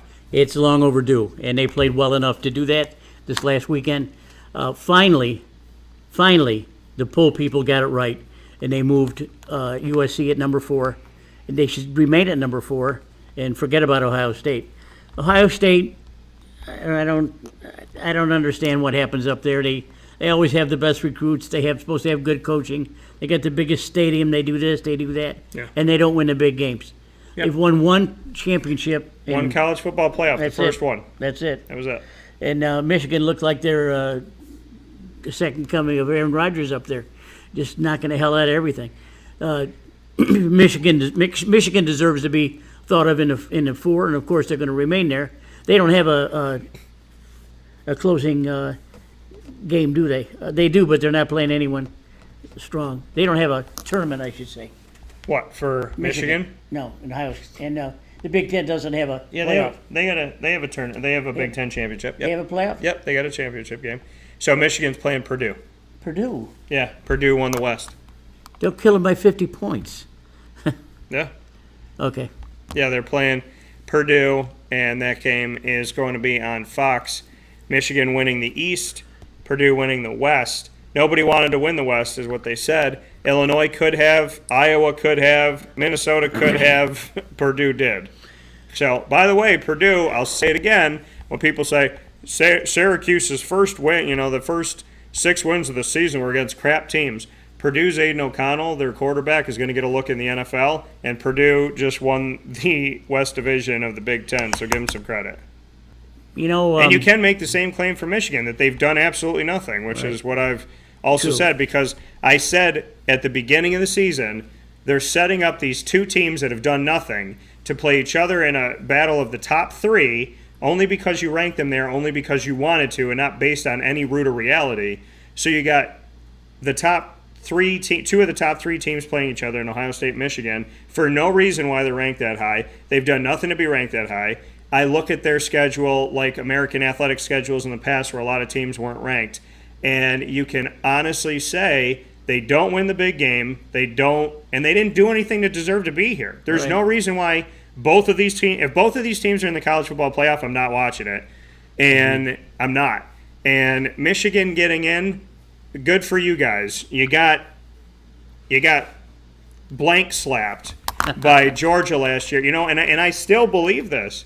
Trayvon Walker arguably was the number 1 overall pick above Aiden Hutchinson because they watched that Georgia-Michigan game and said, wow, Trayvon Walker's relevant, and Aiden Hutchinson looks like a mouse in the middle of a stampede. Right. Well, we know we like Trayvon Walker, that's for sure. He's playing a good end for the Jaguars. Michigan, let's face it. I mean, Ohio State's got a slim chance of getting up in there. If Southern Cal loses their championship to Washington State, whoever they're playing, if they lose to them, that means that Ohio State's probably going to be thought of again as the 4th team. They shouldn't be. That's the issue, is that because Alabama lost, because LSU lost, because Clemson lost, we're in a place right now, you can't let a 3-loss LSU team in. Alabama's not playing in their championship game. Clemson, even if they win, it doesn't matter because they got a couple losses. So Ohio State and Michigan are getting aided by the fact that teams in other conferences have too many losses. It's not because they're good. It's because this is like a perfect setup for us to get 2 teams in the and people, Dan, why would you say Michigan and Ohio State? They're rooted in history. They recruit well. How could you say they're Because they haven't played anybody. They haven't been challenged yet. I would rather see Tennessee with 2 losses or Alabama with 2 losses in the college football playoff because I know they've been tested. Michigan and Ohio State haven't been tested. Alabama brings a good case because they've got 2 losses, but 2 losses by 1 point. On the road, they could very well be 12-0.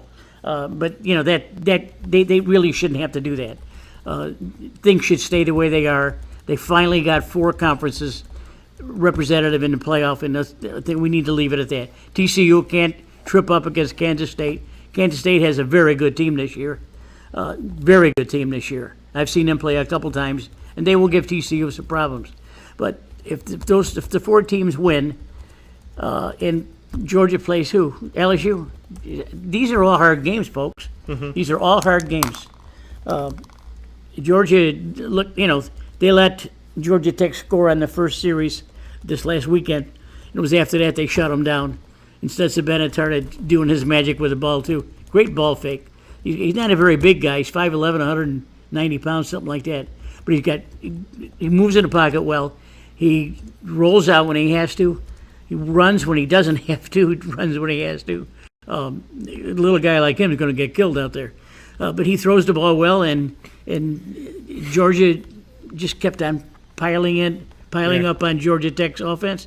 And Georgia Tech couldn't do anything more for the rest of the game. And the game was over at halftime. People still, Michigan's undefeated, Dan.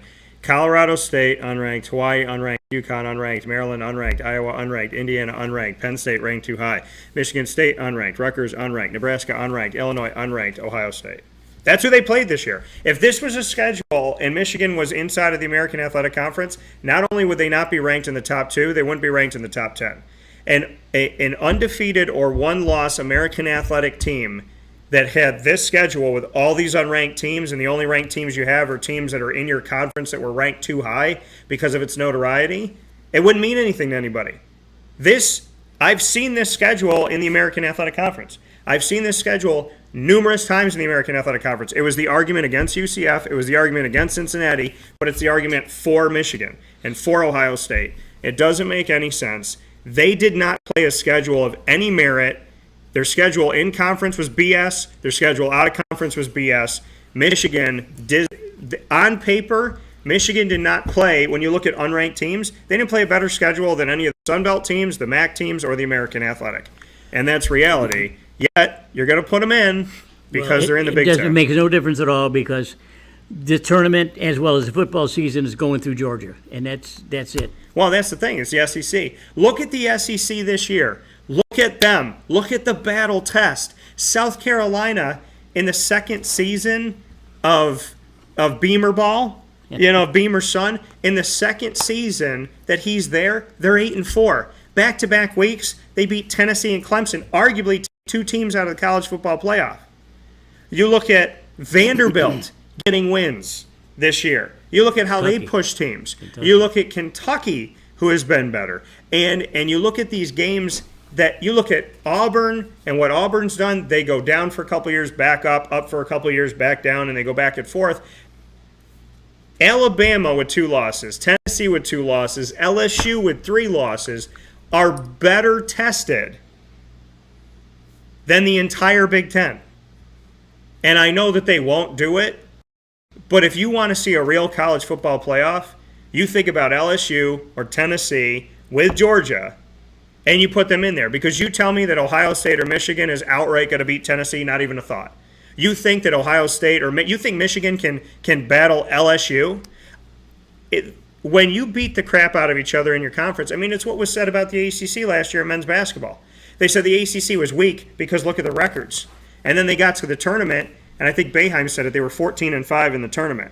Set a ton of teams to the tournament. Because why, PJ? Because their win-loss column, every team had losses, the North Carolinas, the Dukes, the Virginias, because the conference was so difficult. So people looked at the conference and said, well, we can't let any of these teams in or let them in that high or give them number 1 seeds because look at their record. The reality of that record was that the teams they were playing in their conference, was preparing them better than anything else they were going to see out of conference. True. And I think that about the SEC. The SEC is not having a down year. The SEC is having parity. The SEC is having competition.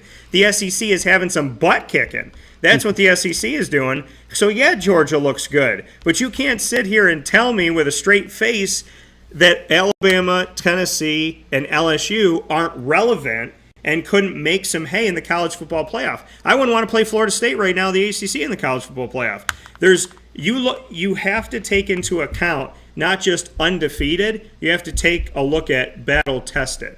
And I would venture to say that TCU, USC, let me tell you something, Michigan. Let me tell you something, Ohio State. TCU and USC, if they win their championship games, they deserve to be in. And I wouldn't want to play either one of them. And I'm still a firm believer that if Georgia's the only SEC team that gets in, we're doing a disservice to the college football playoff by letting in Michigan just because they're Michigan. Because Georgia may very well win this whole thing, but if that's the only SEC team you let in this season with how good the SEC is against each other, you're saving a spot for the. So then just call it what it is. Say the college football playoff is SEC, Big Ten, and then everybody else. Mm-hmm. That's what it is. But the SEC earned the right to be there. Michigan didn't earn the right to be there. Ohio State didn't earn the right to be there. Because you want to talk about undefeated, one-loss teams. Okay, what about Tulane? What about Cincinnati in the past? What about UCF in the past? You can't have an argument for that you're going to use against somebody. If you're going to have an argument, if you're going to have a rule, it's got to be for everybody. Michigan is benefiting from the rule of they're 12-0 and they're in the Big Ten, but other 12-0 teams like Coastal Carolina and Boise State and all these other teams never got respect. So TCU and USC, those two teams get in there. Michigan, you got to play one of them. Guess what? I'm picking whoever they are over you. I like that. I agree with that. And so let's get into the games that we picked. I mean, we looked at some of these, PJ. The games that stuck out to you when we go back and look at a Thanksgiving week that was chock full of goodness, a ton of Friday games that we had here. Yeah. And NC State beats North Carolina. South Carolina beats Clemson. So the two teams playing for the ACC championship are coming into the ACC championship game having both gotten beat. Wow. What are your thoughts? Well, South Carolina looked like they were dead to water when Florida beat them. Yeah. And then they turned around and they hung 63 on Tennessee, and they beat Clemson. How can you not say they're a good team? They are a good team. It's difficult to analyze this time of the year because you have injuries that got to worry about, and you got kids that maybe are eligible for not doing their studies, and they're going to break all the rules to try to get the kids to play. Yeah. But it's not. Clemson looked awful the other day. They looked awful, and this kid, what's it called, DJ? DJ DJ Uwe. Uwe. No, you're going to say it with me. Uwe. DJ Uwe. Uwe. Ung. Ga. Da. Ga. Ga. La. La. Anyway, he sucks. And Dabo Swinney made a big problem by putting this kid as a quarterback. He looked lost out there against a team that they should have handled very easily in South Carolina. No, he looked terrible. I don't know how he got into the college game, but he's not. He really didn't turn out to be a very good quarterback. So Dabo's got his work cut out for him. 22 touchdowns to 7 interceptions this season, 62.4% completion percentage, 2,511 yards. Not bad numbers for DJ Uiagalelei. But the reality of it all is, I mean, he's put in Cade Klubnik before, and he still has Hunter Johnson on the roster here. The reality is that I would imagine next season there's a good chance that there's going to be a quarterback battle, if not DJ not being their quarterback. But his numbers aren't bad, and I've defended him this year that a lot of people were, going off of his year where he came. I mean, last year, because he was 55% completion percentage. Last year, he came in his first time he was a starting quarterback in college football after playing 2 games when Trevor Lawrence went out due to contact tracing. Don't even get me started with that ridiculousness. So that situation last year, coming into this year, people saying he's trash. He's not. His numbers aren't bad. It's just he hasn't looked great in big games. He didn't look good in the Notre Dame game at all, and he didn't look good in this game. Greg said, let's just compare the undefeated teams this year. DT, your argument is on the schizophrenic side. If the undefeated teams hold serve, they 100% deserve. No, Greg, this is what I'm saying. It's not schizophrenic. If you're undefeated in the Big Ten, you're going to the game. If you're one loss in the Big Ten, you're going to the game. If you're undefeated in the American, proven, UCF doesn't make it. Undefeated in the American, Cincinnati doesn't make it. Undefeated, Boise State doesn't make it. In the Mountain West. Undefeated, Coastal Carolina didn't make it. It's not a schizophrenic argument. It's the reality of college football. I'm not saying my argument is this, and this. I'm saying if you are Michigan and you are undefeated, the spot is held for you. I called it last year. I called it this year. 2 years in a row, Ohio State has the spot. They had the spot at the beginning of the season before they played any games. If they lose the game, yes, I can compare other years because it's reality. If Ohio State is undefeated, they have the spot. The only teams that could take it from them is another Big Ten team who stays undefeated and takes it. And I'm going to compare it because if you're Ohio State and Michigan and you're Cincinnati UCF, what's the difference? If you're 12-0, you're 12-0. You play a bunch of unranked teams, you go undefeated, and you put Michigan or Ohio State in. You're a bunch of unranked. You beat a bunch of unranked teams, you go undefeated, you don't put in UCF and Cincinnati. The reality of the case is if you're undefeated and you play unranked teams, it depends on what conference you're in. That's what it comes down to. And all I'm saying is the argument made for Michigan and Ohio State is the same argument that wasn't made for Cincinnati and UCF. It was the same thing. The committee literally looked at the camera for Cincinnati the year that they didn't pick them, and said, well, why'd you pick Ohio State? They said Ohio State won all their games. So did Cincinnati. Cincinnati played more games than Ohio State in that COVID year. They said Ohio State won their conference championship. So did Cincinnati. Ohio State played 2 ranked teams. Cincinnati played 3. So the argument can't be – they're not judged on this year's performance. They're judged on – Michigan and Ohio State and Notre Dame are judged on what happened 75 years ago. That's right. That can't be compared this year. I don't like – well, I always say this because I don't much care for the Big Ten. But I would like to see them. You heard me say this too. I'd like to see them play faster, and if they haven't beat Georgia or Alabama or Clemson in the last 10 years, what do you need to do to beat these teams? So you go 11 or 12-0 in your conference. Yeah. It's not, and to their, I'm going to say this because I said it last week. It's to Ohio State and Michigan's credit that they've gotten this far unblemished.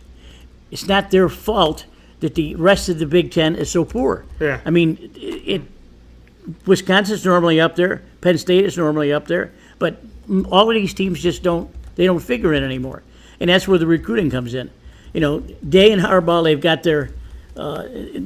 got their pick of the whole Midwest they want to play football for. Now, I mentioned to you earlier that Frickle's going to take over Wisconsin. Now you're going to see some recruiting. You're going to see Frickle go up against Day and Harbaugh and say, "Screw you! I'm going to get this kid to come to Wisconsin," and he's going to pull that off. Give him a couple years, like we said. Give Mike Norvell 3 years at Florida State, and he's going to do it at Wisconsin also, but in 2 years. Yeah, and big, huge fan of Luke Fickell. Very happy for him and looking forward to what he has going on here. And, yeah, I mean, you could say that they're solid squads. Greg, what you don't see is you're making my argument for me by not making my argument. You're actually making the argument for me. You're saying it should be based on this year. I'm telling you the committee does it based on this year. I do. I'm saying if you look at year to year, if Cincinnati was undefeated this year, are they in the college football playoff? No. Tulane? No. Wake Forest? They were never going to let Wake Forest in the year that Clemson was down. It's a small school, and they weren't going to do it. They can't sell it.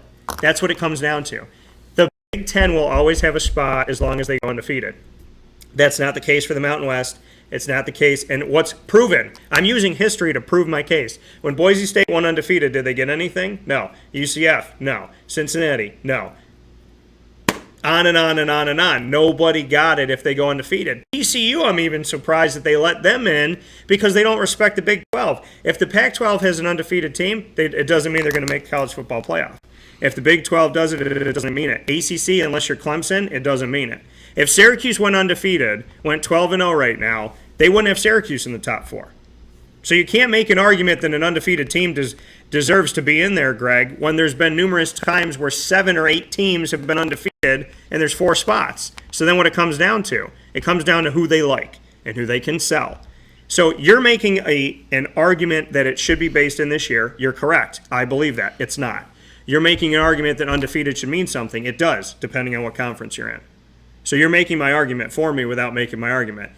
If you're in the Big Ten, you get preferential treatment. If you're in the American, the Mountain West, or any of these ones, you don't. Go Gators. So looking at Luke Fickell, now that he's not going to be in the American and he's not going to be in the Big 12, he's jumping to the Big Ten. What do you think about? I know you talked a little bit about Luke Fickell. He had one losing season at Cincinnati, 4-8 his first year, which, speaking of Cincinnati, deserves to be in the college football playoff. And maybe when Nick Saban says it, people will listen to it. So now Luke Fickell has joined the Big Ten, and the Big Ten looks like they're trying to join the SEC in whatever iteration is going to be the championship in the future. Right. So what are your thoughts on Luke Fickell in Wisconsin? Oh, this is a big-time hire. Luke Fickell, for the last, I'd say, 2 or 3 years, his name has been bandied about for several big jobs in college football. Even before the people that have the jobs now have been hired. Luke Fickell brings exactly the performance that he needs to do to get into the Big Ten. He knows how tough it's going to be to recruit up there, but he knows that because he recruited 2- and 3-star players to play for Cincinnati, and because he has such good coaching, his teams excelled. But he's going to, not only that, he's going to have bigger and better players to choose from because he's going to get the 4- and 5-star players, and he's going to take them away from Ohio State and Michigan. That's what Luke Fickell is going to do, and with his offensive performance, he's going to raise the bar at Wisconsin. Years ago, especially, I say this to my bros all the time in Wisconsin. Half of them went to the University of Wisconsin. always used to be 3 yards in a cloud of dust Yeah. with Wisconsin and Ohio State going back 30 years. All they want to do is run the ball. Well, Luke Fickell's going to change that, and he's going to start winning. I don't think he's going to start winning next year. Maybe that was the decision for Luke Fickell. I got the second longest active winning streak of home wins in a row behind only Clemson. Well, I just lost to Tulane. No, I don't. Peace. I give him credit. He's stayed in Cincinnati for a really long time. He's not moving that far because when I asked him why he stayed with the Bearcats, he talked about his kids and his wife and his family and what they're building there. And to move from Ohio to Wisconsin, he's not going that far. No. So it's not a bad it's not a bad move, and we'll see where it goes. He's a smart guy, he's a fantastic coach, and it was breaking my heart that Cincinnati is leaving the American, and now it breaks a little bit less now that I know that Luke isn't going with Cincinnati. But you say he's going to get the right guys, he's going to get a bunch of great athletes at Wisconsin. I'm going to turn around and tell you he's already done it at Cincinnati. 9 draft picks in 2022. I believe the only team that had more players drafted in the 2022 NFL draft was Georgia. And Alabama pretty close to it. Yeah, I think Georgia had 12, something like that. Luke Fickell knows the kind of athlete that he wants up there. If you notice the way Cincinnati's played the last 2 or 3 years, they play fast. Boy, are they fast on that phony turf. Well, get up there to Campbell Stadium, and he's going to have the same. He's going to have a huge crowd, 100,000 people up there, and he's going to love it. And I'm very happy for Luke Fickell, and I think he's going to make a big difference. My bros are going to be happy. I'm going to be happy. Mary's going to be happy because I think Wisconsin's going to be on the rise. Yeah, and it is now time for PJ and I to make our picks for championship week. So, yeah. All right. Championship week. Mm-hmm. Now, Georgia handled Georgia Tech in their game 37-14. Is there a better team in the country? Is there a team right now that you think can beat Georgia, I guess is the question. Oh, I don't know. I don't. Do you think UC or TCU, USC, or Michigan could handle, if it happened today, the college football playoff, and Georgia played USC, and then they played Michigan or TCU, do you think that there's a team in the college football playoff right now that could beat Georgia? All right, let me qualify that by saying, yes, I think there is. Okay. If Lincoln Riley wasn't at USC, they wouldn't be here. The only way you're going to beat Georgia is to outscore them. Now, you got to remember, Kirby Smart is a defensive coach from Alabama. He knows defense. He knows what he wants to play. Yeah. He knows how he wants to cover. If Lincoln Riley can come up with a plan, if they happen to play each other, if they come up with a plan to do that, then USC's got a chance because they'll be able to score some points. USC looks an awful lot like Oklahoma, I can tell you. They look great. They look fast, and let's just say that I think the championship should come down between Georgia and USC. That's the way I feel about it now. Yeah, and here's the thing. What did I say? And you and I joked about this, that Lincoln Riley left Oklahoma to go to USC. Why? Because in the Pac-12, there was no leader. He didn't want to go to the SEC. Yeah, there's no. So you leave a school that's going to the toughest conference in football in America to go to a school that's in the midst of a conference that has no identifier and are losing those. Now, granted, when you look at the future and what it's going to look like there, he didn't see that coming. But to come to the Pac-12 in his first season there and be at the top of the Pac-12 makes perfect sense. Why? Because the Pac-12 had no leader. They had no head to the body. The Pac-12 was a chicken with their head cut off, hence why they kept running into the wall. And seeing him where he is right now, it's his first year in the Pac-12, but we called it. We said you leave Oklahoma to go to a conference where there's no leader, so you could take the conference, and here he is with an opportunity against Washington to do it. Oh, it's great. Good. Love to watch the football games. Let's hope that the 4 teams that are playing deserve it. Yeah, let's definitely hope that they deserve it. Michigan, I'm looking at your face. So, and again, I'm not here to headhunt at all. I'm here to make it a reality. It's the reality, and this is why we have to go to 12, because you're going to have the 6 highest ranked conference champions, which hopefully will give the American and the Sun Belt a fair shot. But you look at that, and then you look at the 6 at large. And, I mean, I argued if we did it this year, I had my sheet out that I had Tennessee in it, LSU was in it, Alabama was in it, TCU. I mean, it was going to be insane. If we had 12 teams this year, we would have had 5 or 6 SEC teams. The kids wouldn't graduate from college either because they never have to go to class. That's very true.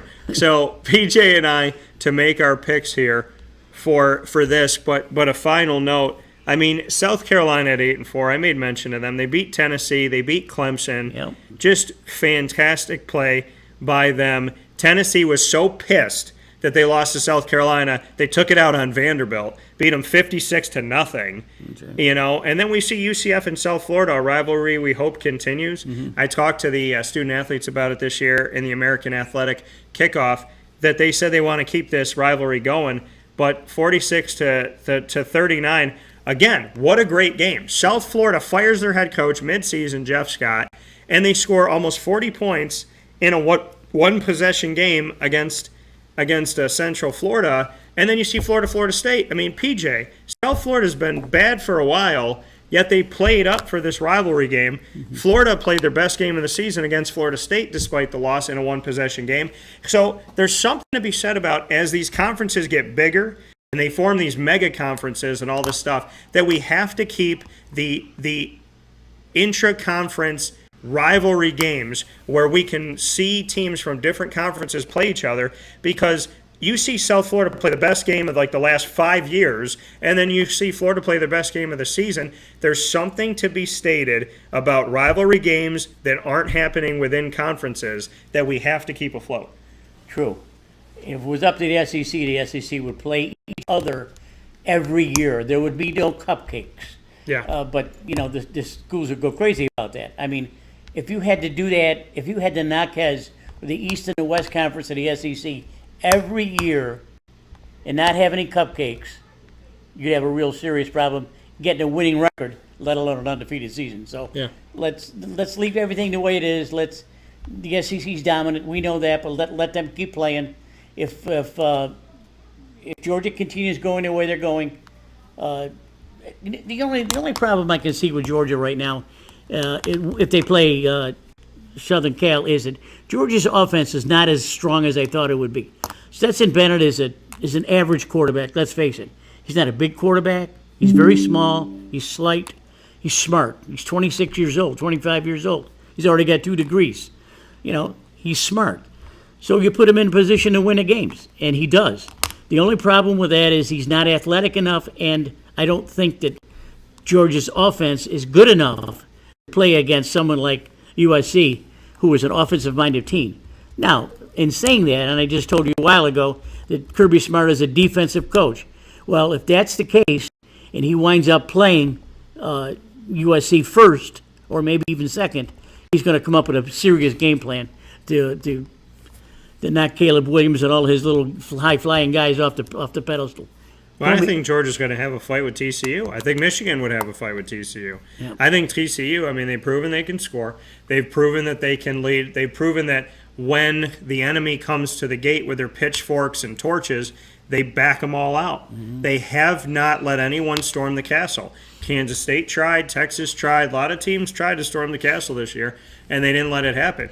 TCU is such a dangerous team, and when you talk about a team that's capable of scoring, if TCU played USC, the game might be in the 70s. You know, I mean, it's a pretty incredible look at this, but it's if the teams can get there. So let's talk about if they can get there. Here are the championship games played on Friday and Saturday. Friday, we have a trio of games.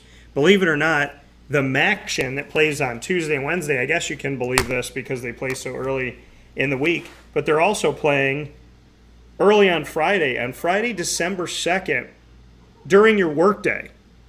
Akron's going to be playing at Buffalo for the MAC championship game at 1 p.m. Eastern time. What do you have in this one? I have no clue, Daniel. I have no clue. What do these teams play football? Worst loss in the history of Syracuse football. was to the Akron Zips. Okay. They had an emaciated kangaroo with a beer gut. This anorexic kangaroo with a giant beer belly who was dancing in the Syracuse end zone, moving its belly around. And I looked at my dad while he was shaking his stomach, and I said, "This is the worst thing I've ever seen in my life." Well, I think I want to keep it in state. I'd rather go with Buffalo then. So we'll see what happens there. Yeah, Buffalo recruits Syracuse better than Syracuse does. So I'm going with the Buffalo Bulls to win this game. And so that's in the MAC championship. We're doing championship week predictions with PJ. These two teams, ironically, are playing in the championship of Conference USA, but next year will both join the American. So they're going to play for the conference championship in a conference they're leaving.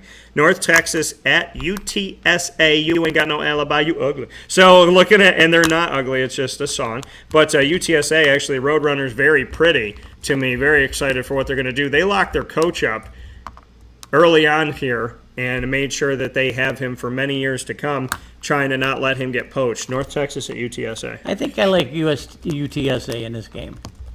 Again, I plead ignorance because I haven't seen these teams play. I just read about them as all. Yeah, I'm picking UTSA in this game. They're a darling of Conference USA. They're going to come in and be effective. And here's another team. Here we go, 10-2. They're not even ranked, Greg. So to that point of ridiculously, but 10-2 here. And guess what? They didn't play any ranked. They played ranked teams. They lost to Houston and they lost to Texas. So 37-35 and then 41-20. So they made it. If UTSA was in the Big Ten, they would have called the loss to Houston a quality loss. So I'm going with UTSA in this one. Utah, I got this wrong. I said Washington. It's not Washington, my pardon. Utah at USC are going to be playing for the Pac-12 championship. Utah has played spoiler to Oregon, getting in the college football playoff multiple times. Will they play spoiler to USC? I don't think so. I think that there's a lot to play for here for USC, and I think Lincoln Riley has already proved himself up there, and he's not going to trip up against Utah here. The only time I saw Utah play was when they played Florida at the beginning of this school year or beginning of the that was considered a good win back then. So I like USC. They've done a hell of a job to be relevant. Oregon was the most relevant team of the last decade plus in the Pac-12, and you put USC in there at times, UCLA in the past, but Utah has definitely pushed down. Anytime Oregon's trying to rise up in the last couple of years, Utah has tried to push them down, and they've been successful. I have USC in this game. I do think Utah is a spoiler, but I'm going to go with USC in this one because if they win this, they got a good shot at the college football playoff, and I think that they have an argument to get there. And they're 11-1 on the season. Congratulations to them for that. And you look at their schedule too. They really didn't play a lot of ranked teams here. They did beat Notre Dame recently, and Notre Dame gets a lot of respect for what they did 150 years ago. Right. They beat UCLA, and they lost earlier this season. They did lose to Utah by 1 point, 43-42. So expect this game. I think it's going to go in the other way to USC, but Utah did get the head-to-head victory earlier this season, setting up a great one.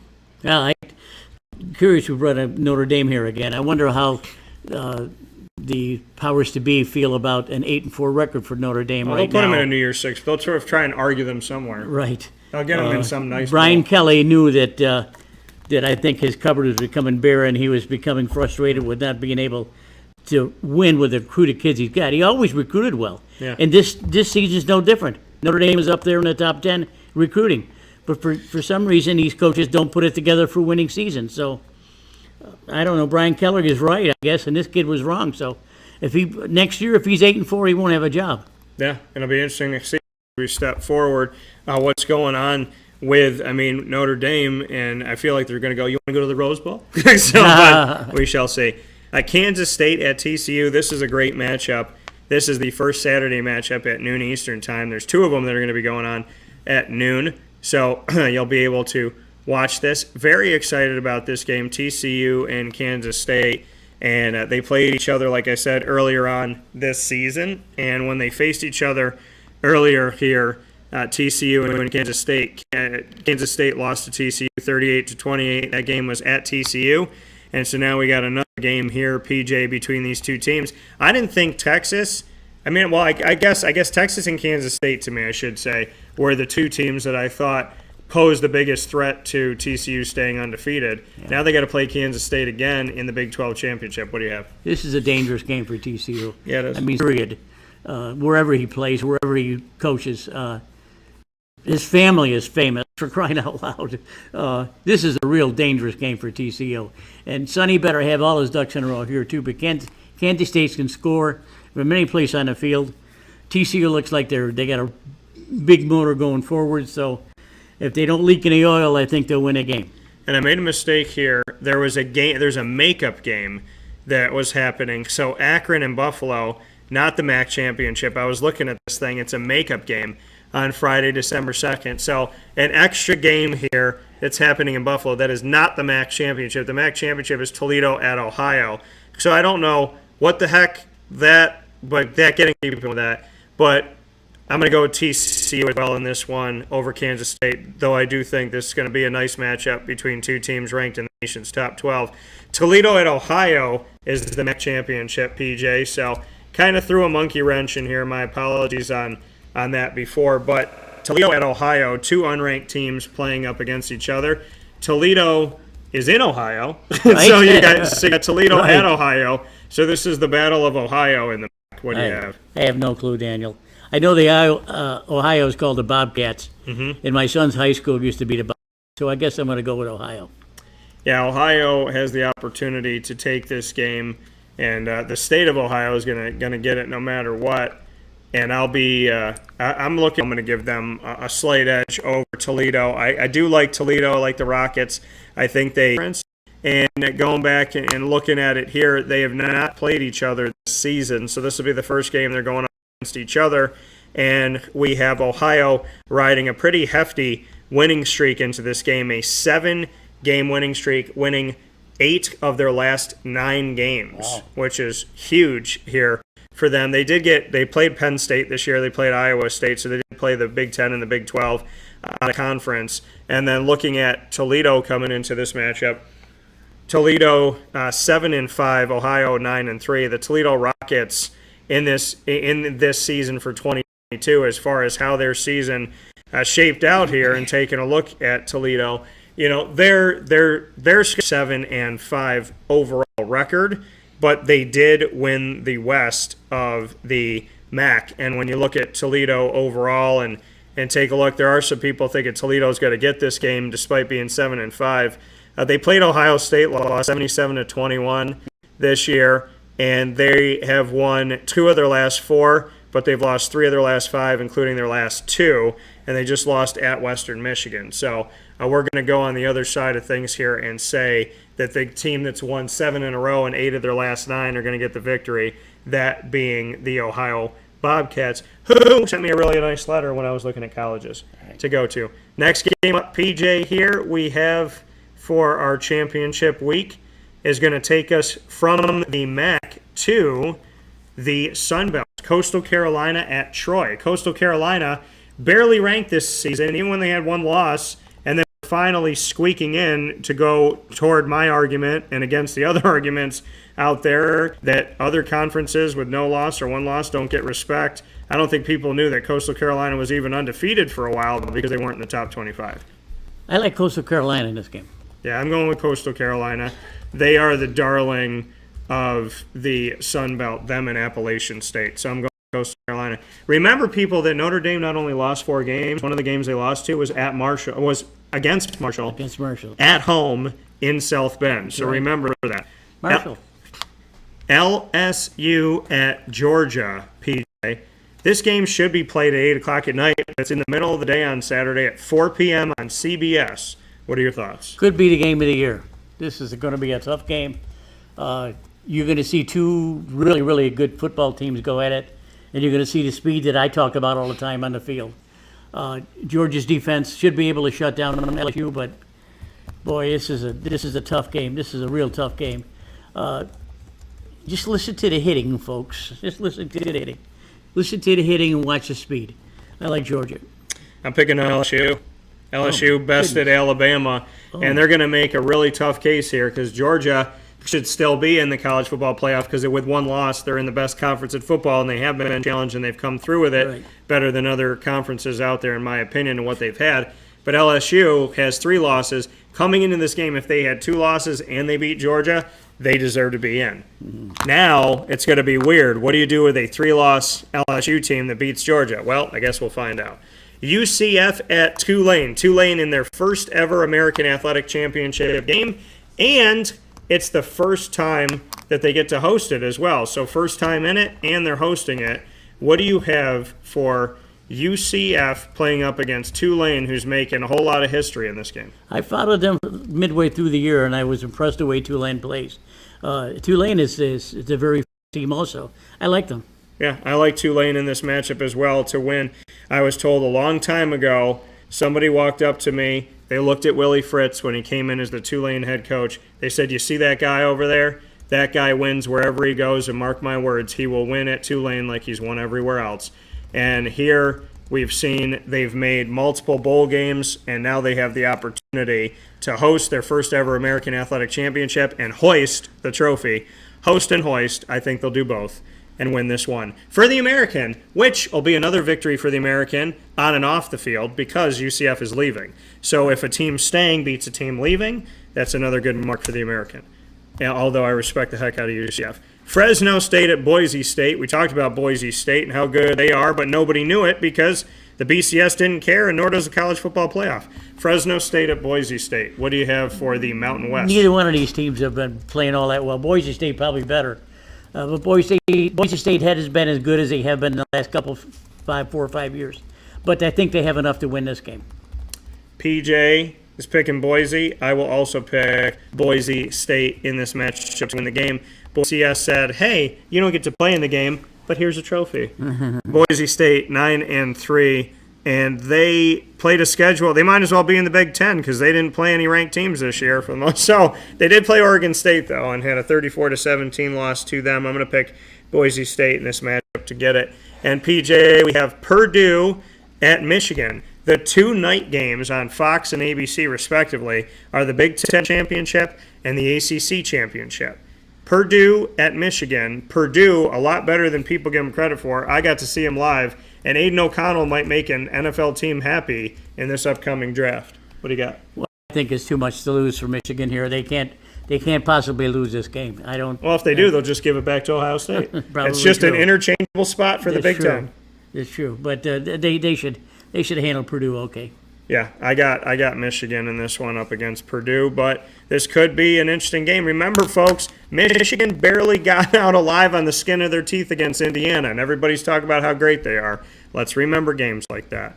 Clemson because when Notre Dame barely beat Ball State and Vanderbilt, they were allowed in the College Football Playoff, and they got embarrassed. Right. Clemson at North Carolina, a game that didn't need either one of these teams to win in the last week, and they didn't.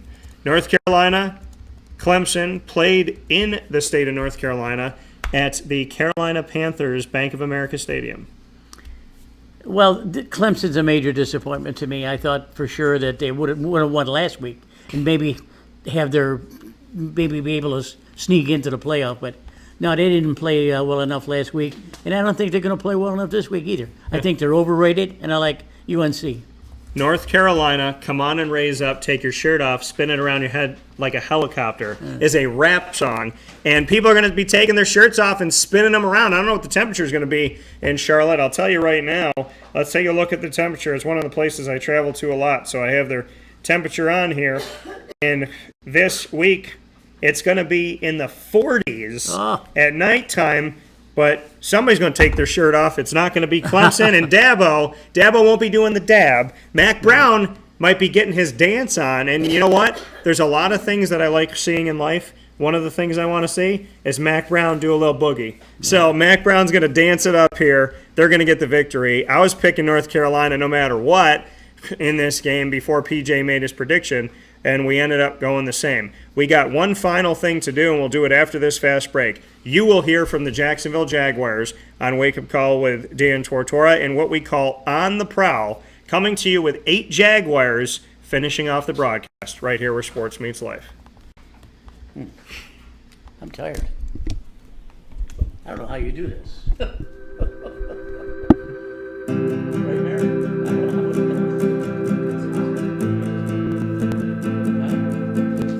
how to do Cafe Cabal offers same-day local delivery of our products, offering no delivery charge for Onondaga County. Shop cafecabal.com for fresh roasted coffee beans, cold brew, travel mugs, and all your essential Cafe Cabal needs. Cafe Cabal, coffee for the soul.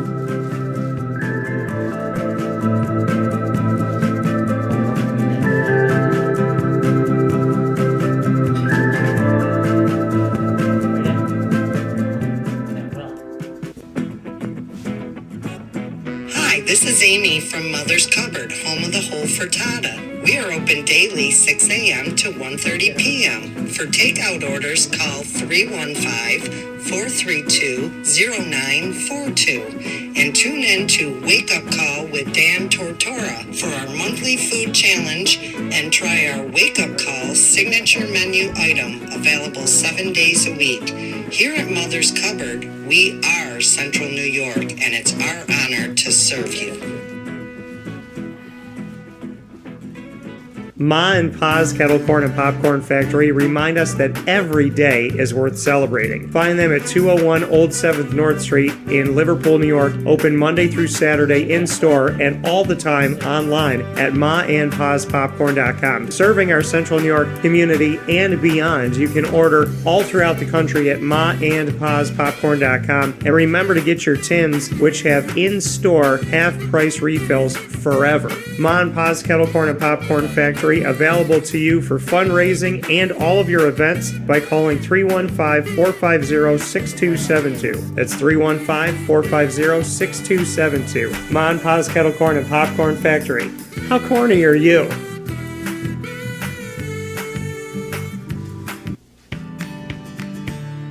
Witty Wicks Candles and Gift Shop, Township 5 Camillus, where you will find handcrafted all-natural soy wax candles over 60 cents to freshen up your home.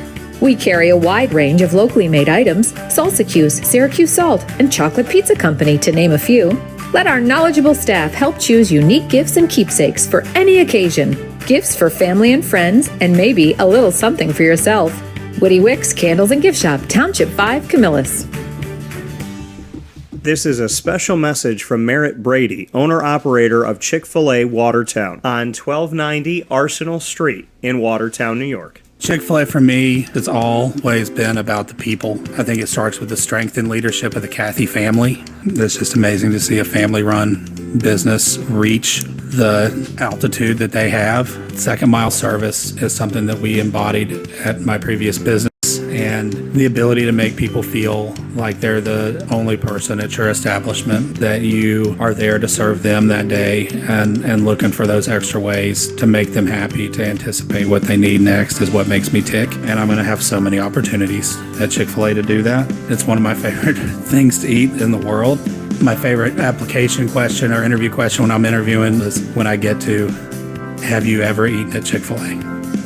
And a smile hits both their ears. You know, they can't even answer the question for a second. And when I see that, it's like, man, that's going to be a great hire. They already get it. They already feel it. They already know that we're different. The Chick-fil-A experience, it's a real thing. And then, of course, just our generosity and community involvement and making a positive impact in the lives of our team members, our guests, and the community in general, I think is really the secret sauce.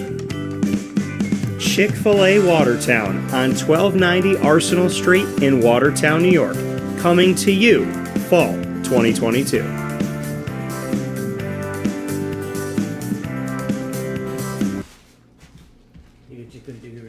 Welcome back here to Wake Up Call with Dan Tortora inside of the Cafe Cabal Studios. Cafe Cabal, 3501 James Street, 324 West Water Street, 401 South Salina Street, all in Syracuse. Inside of their double-decker cafe on 343 Fayette Street in Manlius, New York, and on the corner of Route 11 and Taft Road at Sweetheart Corners in their drive-through location. It is Cyber Monday, so you got to get yourself out to cafecubal.com today and make sure that you hang out with them where sports meets that thing called life. The Jaguar is moving between us right now. He haseth appeared, which means that it is time to get into our conversations with the Jacksonville Jaguars. I had the opportunity to be on site on location in their comeback 28-27 victory. Fantastic win. One of the best wins that they have had in a very long time. And they played in so many of these games where they were within reach, but they didn't claw them. They didn't drag them in. This time, they did it. They stayed poised. And PJ, to me, offensive, defense, and special teams, probably one of the best games in all three phases that we've seen since the year that they almost made the Super Bowl. True, very true. Trevor Lawrence just shows so much maturity for being a two-year player. And with an offensive-minded coach like Patterson, the sky's the limit for this kid. He's got an absolute rifle for an arm.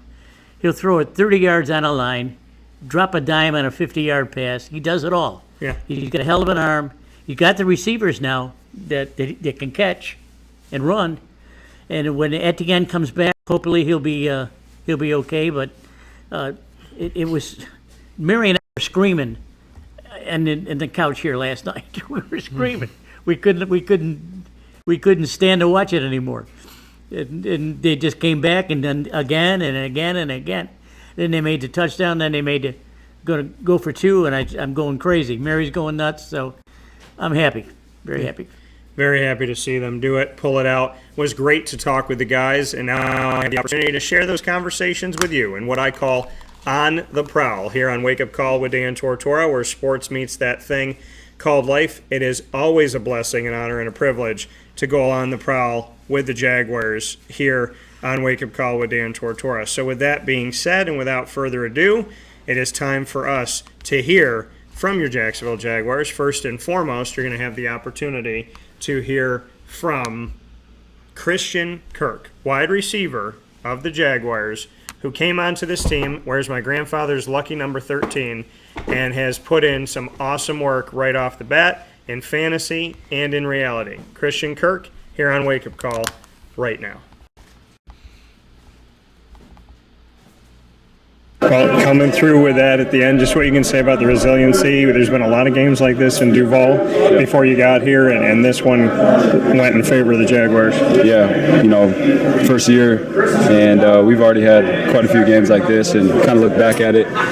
We took a look at it coming off the bye of, how many one-score games we've had that, we haven't been able to finish, and, we made that a point of emphasis to just finish. And, we've had it on the board all week this week, and, this team is so resilient. Everybody loves one another, and we got a group of guys like that play for one another. It's I wouldn't say it's easy, but it's when you get in moments like that, it's easier to bond together and find a way to win. Did you see this coming? Because there were so many games that were close like that, so many moments where it could have been. Did you see that this was eventually something that was going to break? 100%. We talk about it offensively. It's not the first, second, third, fourth. Chipping away. When you're chipping at something, chipping away. It could be the 100th hit, but at some point it's going to break for you. And we knew if we just kept chipping away, it was going to break open for us. And I think this is the one that we needed to help break this thing open and help us make a push. Whether it's you, Zay Jones, Marvin Jones Jr., Jamal Agnew, so on and so forth, just what you could say about spreading the ball out and knowing that there's a lot of sure hands on this team.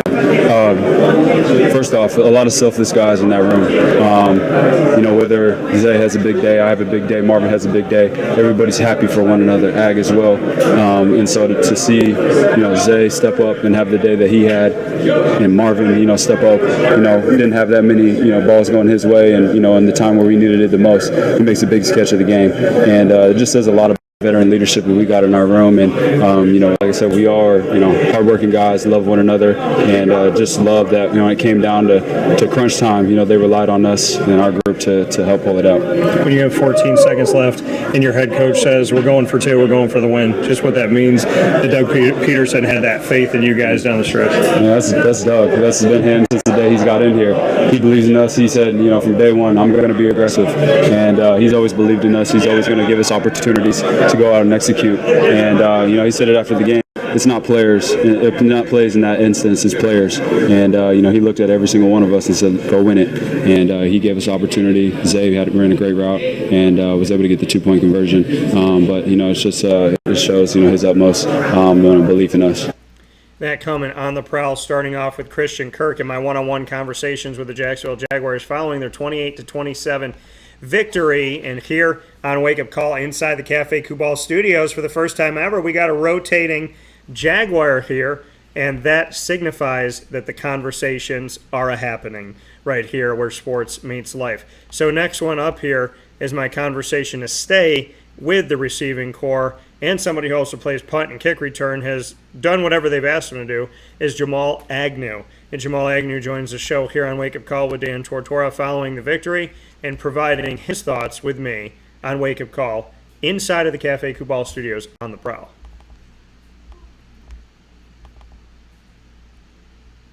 Seeing games like this that were so close weeks before, moments that could have gone in your favor, what does it feel like to finally have that damn break? And do you feel like it broke in this game? We just made the plays when they came to us. Trevor was making some crazy throws. The line was blocking their butt off. Zay, Kirk, Marv, all three of them made crazy catches on the last drive. But there was no disbelief that we could go down and won't score. We believed, we've been doing it all year, 2-minute drills. Sometimes we won't finish, but I think it just clicked right there. So I'm just so proud of seeing everybody on the team. The energy on the sideline was crazy. We made the decision to go for 2, and everybody's like, "Oh, we're winning this." There was no doubt in our mind that we were throwing it to either Marv, Zay, or Kirk, and we were going to get it. So we knew we were going to win this game. What does it mean to you to have a head coach like Doug Peterson, that when you guys have the opportunity to tie with 14 seconds left on that sideline, he said, "No, we're winning this game"? Doug's just as much as a competitor as we are. You see, we went for it on 4th down in midfield. He's always trying to give us opportunities to make plays and to compete. When to go for the win, it's ballsy, but I feel like we were all ready for the moment. Zay said, "Give me the ball," and we threw it to Zay, and he made the play. We knew he was gonna make the play because he was going off all game. So we could have threw it to Marv, Kirk, or Zay. I think there's no doubt in my mind we would have got it. What is it like being in a wide receiver room with all these guys, knowing the weapons that you have on this team? I love it. Obviously, I'm still a young receiver. Obviously, I've only been playing the position for 2 years now, and I get to just learn from these guys. I've been with Marv for 4 years now, and I've been learning from him. I just watch Kirk all the time. Me and Kirk play the same position, so I just watch everything he does, try to apply to my game, but and then Zay, because we all bring something different to the table. So just to be in a room with them, everybody has different skill sets. It's good for me just because I get to learn a bunch of different things. You're a guy who has stepped up and done different things for the team when needed as a return person and as a receiver. When Jermichael Hasty had to step up in this game, just what you can say about his play? We knew who Hasty was even before today. He's been balling all year. When his numbers called, obviously he was stuck behind James and Travis early on, and obviously James got traded, and Travis has been balling. Travis is one of the best backs in the league, so that's tough for him. But Hasty's always ready, and we had no doubt in our mind. When Travis went down, Hasty was coming to make plays, and he did it off the rip. He had 2 great catches, and Hasty's just a baller. We love Hasty. So that coming there, and I love that part where he said, Hasty's just a baller, and we love Haste. I love that coming from Jamal Agnew, who's another guy who knows if you work your tail off and you're the backup of the backup, you could still find your way on the field, and that's exactly what he's done, and Jermichael Hasty found a way to get in here as well. Davon Hamilton is up next, another guy who's worked his way in. I love this. The Jaguars are filled with stories of guys who weren't the guy coming out and had to make their way onto this team either through a trade or through the draft or being undrafted or a free agent, whatever it may be, and just having to work their way into the role that they have. Davon Hamilton's done that at nose tackle. He is next on Wake Up Call with Dan Tortora as we continue the conversations on the Prowl, hence why you see your rotating Jaguar here with me in the Cafe Kubal Studios. Davon Hamilton giving his take on the team from the defensive side of things right here on Wake Up Call with Dan Tortora from inside of the Cafe Kubal Studios.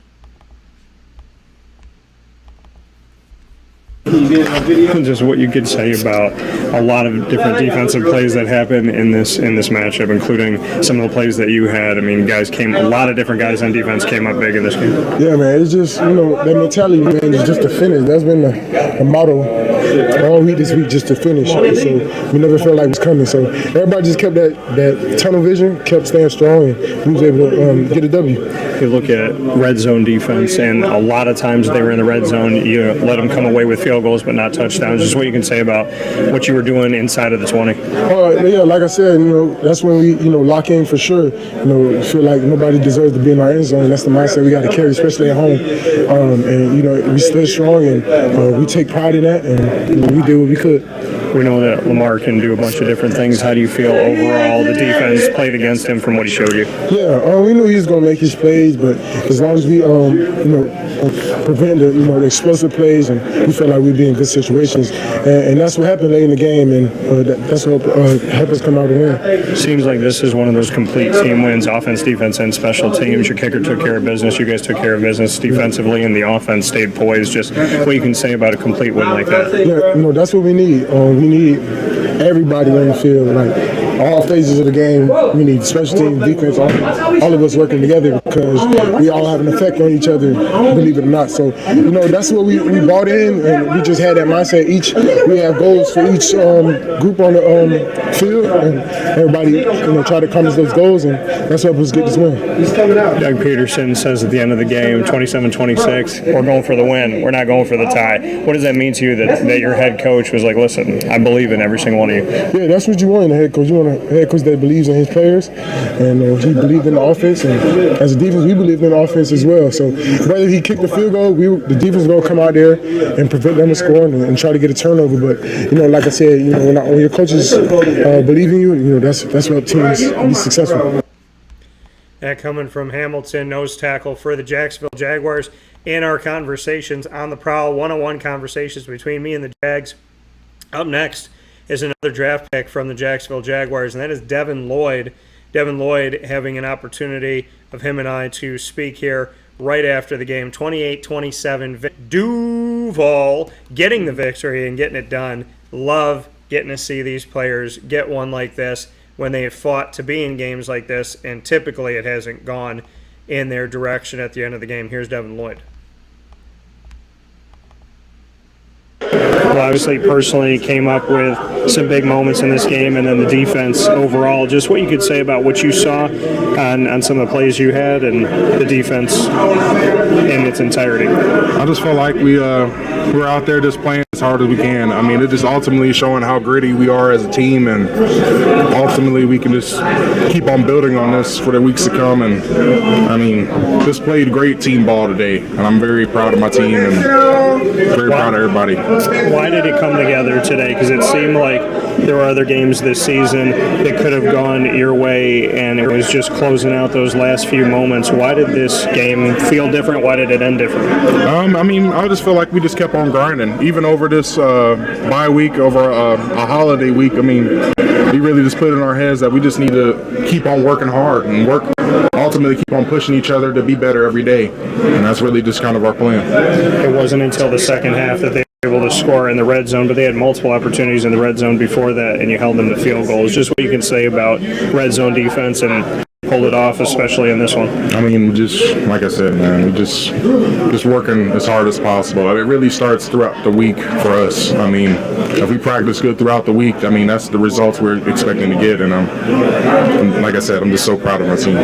Being on a defensive line that rotates and has different guys doing different things at different times, just what you like about this defensive line and how you've grown up as a man, a student of the game here.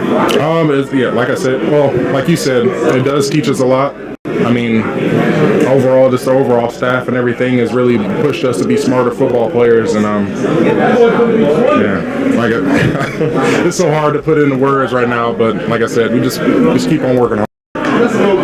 Doug, at the end of the game, says we're going for the win with 14 seconds left. What does it mean that your head coach says, let's not go for the tie and go to overtime? Let's go for the... Us, I mean, offensively, I mean, we could put stuff together. And defensively, I mean, obviously we could put stuff together too. I mean, it's ultimately about trusting us and knowing the players who are in the game and putting plays together that works for all of us. What has it been in practice recently and different things that people haven't seen that you feel like led to a moment like this? What's clicking that maybe wasn't before? Is there something you can put your finger on? I mean, I feel like we've been doing the same amount of work. I mean, we've been really trying to push each other the whole season. I mean, it just kind of just clicked for us today, and ultimately that extra work that we put in really is showing for us. Last thing, what you want to say to Duval right now? Love the city. Appreciate you guys coming out and supporting us today, and go Jags.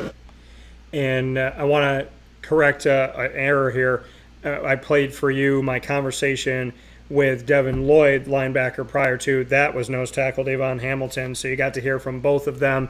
So you got to hear from Hamilton just now, not the reverse. Next up, staying on the defensive side of the ball, another high draft pick for the Jaguars, Tyson Campbell, coming from OHIO, Ohio State. And like I said, my thoughts on Ohio State in the Big Ten, I would say that about anybody with an unfair advantage to something. I still respect their athletes. I know they're an incredible school, an incredible team, incredible players. So let that be clear. I just don't think they should have an incredible advantage on everybody else.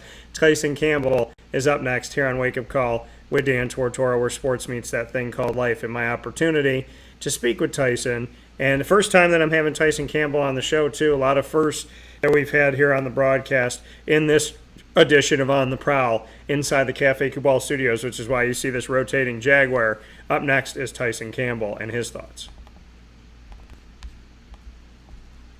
They scored 27 in the game. However, multiple times in this game, you had them down in your red zone. You only allowed field goals. Just what you can say about those red zone stops that you had to not give up those touchdowns, especially early in the game. Yeah, the team is just resilient. You know, we have a bend but don't break mentality. And, you know, whenever it was time to make the plays, guys stepped up. What is it that you saw from Lamar Jackson today? He went 16 to 32, 50%. Obviously, he ran the ball for almost 90 yards. But just what you thought you did right against him as a defense? I'd say we got a good amount of pressure up front. I know he scrambled quite a bit, which means guys were good in coverage. And I mean, we're disciplined. We're disciplined with our eyes, and you know, made plays. Being a part of this team, how would you describe the locker room? How would you describe the culture that you see here? We're continuing to mesh every day, but I'd say this culture is, you know, amazing. It's only continue to grow. Guys are really starting to buy into one another, and it's showing in our wins and, you know, how we play for each other. It seemed like this season a win like this was really, really close a few other times.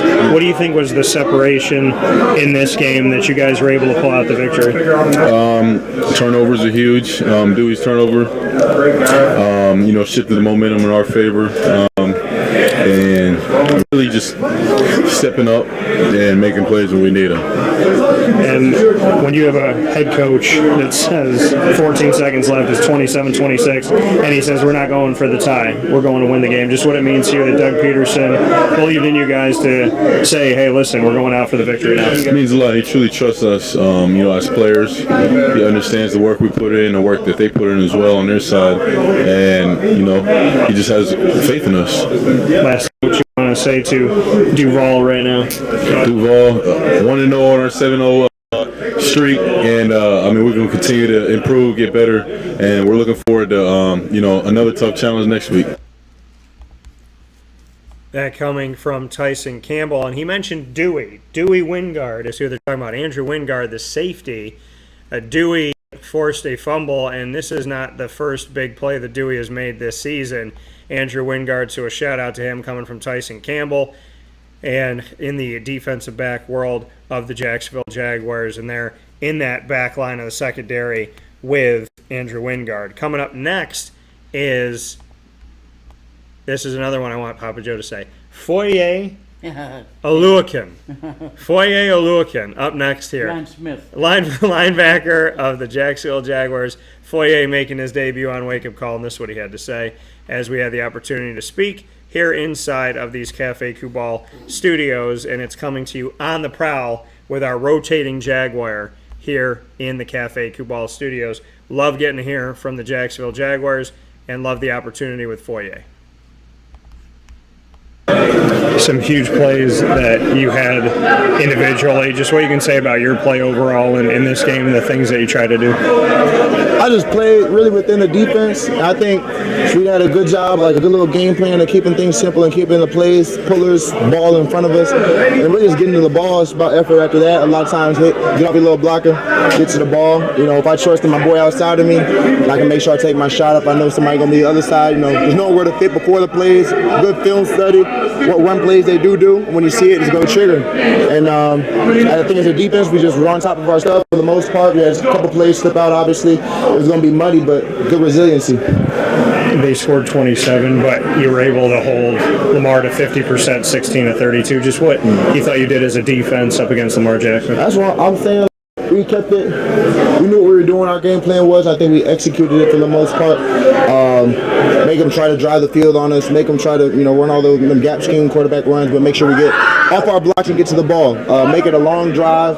Keep them out the end zone. And then when we did that, we just gained confidence throughout the game and just stuck to what we were doing. Until late in the game, every time they got in your red zone, you only gave away a field goal. Just what you can say about putting them getting in the red zone and you not letting them go away with 7. This is good resiliency. I mean, we definitely had a little emphasis on red zone this week just because something that we could have focused on after the bye week, what we looked at, be better in the red zone. And we went through a lot of stuff, understood our assignments on a lot of things, whatever formations it was going to throw at us. And we just went out there and executed. After all that, we knew what to communicate about. When we saw the plays, go out there and do what we talked about.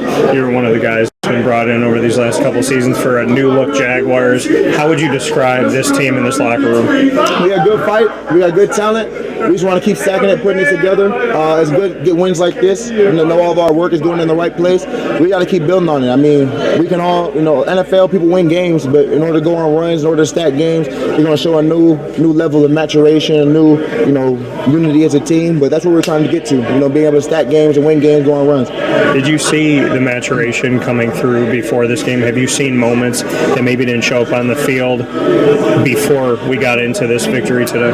Yeah, things happened during the week, and we came in. We as a team, as a unit, and we kind of all got together and said, talk all of our as a defense. We talk about all of our assignments. Talk about what we're probably going to see in the game. That way, we're playing off each other, playing with each other. I know what to expect from my guy. Kept it simple and came out here and had that same confidence coming to the game. You're on the defensive side, so obviously you can see Trevor Lawrence out there. What can you say about not just this game, but what he's been as a young quarterback in the NFL? This is his second season, and the drives that he had late in the game here, the fourth downs, and his confidence was huge, obviously. Yeah, I mean, he's very talented. You can see it in a lot of plays, and he's only going to keep getting better when he understands the game and what, situations and all that. But, he's going to keep growing, and you see the talent that he has, and when he puts it together, how good it looks. So I'm excited to see how far he goes. Your head coach, when the game's 27-26, 14 seconds left, he says, we're going for the win. We're going to go for the second. I wanted to go for 2. Yeah. So just bring me into how that sideline, because that's what some of the receivers were saying as well, is that the sideline wanted to go for 2, and that Doug said, no, we're going to win this game. I was excited when we were going to go for 2. I felt like, we had them on their heels a little bit. They was probably shocked when we went down and scored. They probably said, all right, we're getting them overtime, and then keep the foot on the pedal there. Go steal a win. Go take it from them. That coming once again from Foye Oluwakin on the wake-up call with Dan Tortora, linebacker. And you could see here in studio as we listen to Foye, news coming out. This is a tough day. They talk about Black Monday in the NFL. And good friend and somebody I've known for many, many years, had on the show a million times. Philip Montgomery, head coach of Tulsa, has been fired. So let go from that team. Couple years removed from playing in the championship game. So I understand it's a business, but there's some good people in this thing, and it's about more than wins and losses. 2 final conversations, both in orange and blue. Jawan Taylor and Andre Sisco. Jawan Taylor, as Papa Joe would say, Go Gators. So, Jawan Taylor up next here on Wake Up Call with Dan Tortora, where sports meets that thing called life. Great opportunity to speak with Jawan Taylor. And I'm going to say something, I don't know who tailors the outfits, but Jawan Taylor has some of the best accompaniments to his outfits. I think that I would give him the jewelry 2 thumbs way up. I don't know if I've seen a better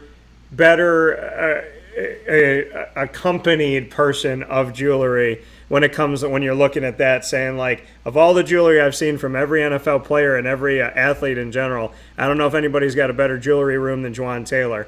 Let's hear from him. Just being on a team where there's been a lot of these moments, but it hasn't ended this way. Just what you can say the separation was today. Just everybody, locking in and dialing in on the game plan, and everybody just wanted to go out and get the win. It took a team effort, and it wasn't just one man. It was everybody collectively together to get the job done, and everybody just came together and did it. So it was a lot of fun. When you go into the season with Travis Etienne and James Robinson, James gets traded, and then Travis in this game goes out after a couple carries, and Jermichael Hasty steps up. Just what you can say about what Hasty did behind your line today. Just showing resiliency. He prepares very well, just like anybody else. And whenever somebody goes down, somebody has to come up and and fill that void. So he did a phenomenal job, and it just shows how great he prepared to get ready for this game. Trevor Lawrence, second season, extremely poised, a bunch of fourth down situations, and just that trust and the faith that he had in the guys to catch the ball and whatnot. Just what you could say about how you were all moving offensively, because it seemed like the running game to the offensive line, to what Trevor did, and the receivers and the tight ends, everybody was clicking, not just once or twice, but throughout the game. That's just the work we put in from the start of OTA, just putting in that new system for us to run, and everybody's just been getting the timing down and getting all the just getting just gelling together as an offense, and it just shows the work we put in. And it's still work to be done, but we're just trying to grow every week. You coming out of Florida, the team gives you an opportunity in the draft to come here. When you look back on that moment to right now, days like this, is this kind of what you've been fighting for since day one? Most definitely. And I'm just trying to just get better every week and play consistent and help my team win games and just do my job and just keep preparing and just go out there and do my job. What can you say about the guys on the offensive line? Because there's been different changes, injuries, and guys moving on and whatnot. What is the makeup of the line? How would you describe it right now for Jacksonville? It's great, man. We have a great unit, a lot of great guys in the group, and we all just love to work, and we're there for each other. We fight for each other, and Coach Phil has been doing a phenomenal job with us from day one, and we've just been gelling to the new system, and I feel like we're all doing well together. And then a final note here, your head coach, when it's 27-26, he says, we're not going for the tie, we're going for the win with 14 seconds left. Just what it means to you that you have a head coach that believes you guys can win the game. He's just trusting us, and he knows that the work we put in, and we're going to fight to the end. And, we all did it. We just showed resiliency, and we came together as a team to get the job done. That coming from Jawan Taylor here on Wake Up Call with Dan Tortora. The final conversation coming from that 28-27 victory at home against the Baltimore Ravens that PJ and I called. Said we picked the Jaguars. They got the victory. Our final conversation is going to be, and it makes sense, we've had 8 one-on-one discussions now with this being number 8, and they won with an 8 at the end of their number, 28-27. Our final one is somebody that I talked to pretty much every game, and that is every game that I have been on site on location for this season. We have talked. That is Syracuse alum Andre Cisco joining the show one more time to give his thoughts, and he provides some thoughts on the Syracuse Orange as well to round this out. So Cisco and I double duty talking about the Jaguars and the Syracuse Orange right here on the prowl in our final conversation with the Jacksonville Jaguars following their 28-27 comeback victory to make them 8-3 all-time at home against the Baltimore Ravens, and to bring their record against the Baltimore Ravens historically dating back to 1996 to 13 wins in favor of the Jaguars, 10 losses, and 0 ties. Well, you and I talked at the beginning of the season about some of these close games and close opportunities. This is one where the team was able to close it out. What's been the difference maker that maybe you've seen leading up to this game? Where has the team learned and kind of done some small things that turned into a big win today? It's just about, being detailed during the week. You don't want to – it's not ideal to be in these games all the time where it goes down to the wire. Clearly we're ready for it. Today showed, but we want to do the best to stay out of the muck, stay out of these situations where it's coming down to the last second. I want to see us win big, and but it is important just to be ready for these games in the NFL. They're gonna happen, and just to see us close out, coaches relying on players and allowing us to make plays. It's just the tell the game. Causing Gus Edwards and Lamar Jackson to make mistakes in this game. Just what you can say against their offense. Just what this defense did so well. We played physical. I think we wasn't there perfectly mentally, but I think that's what we already talked about during going into the week. It's like it's not gonna be perfect, it's not gonna look perfect, but play balls to the wall. Excuse my French, but every snap, and I think that's what we did for the most part. We was able to just be physical, and the run didn't kill us. I don't know what the numbers look like, but it from the back end, I could tell we wasn't getting killed in the run. So we definitely would like to see us get off the field on a few of those third downs, but other than that, I think we was just playing physical. Seeing so many different guys get involved defensively, from the line to the linebackers as well as in the secondary. Just what you could say about how there's kind of dogs everywhere, so to speak. That's just how we built from the bottom up. It's just like, if you come in the game, we expect that from you. And I think it speaks, first person that comes to mind is obviously Dewey. Dewey's a dog, and we just, we appreciate that. We just guys coming into the game when, the number's not always called, but being ready when it is. And then looking at the fact that most of this game until late, you weren't giving them touchdowns in the red zone and just giving away field goals at that point inside of the 20. Just what you can say about no matter how close they got, forcing them to go for the field goal and not letting them get in the end zone.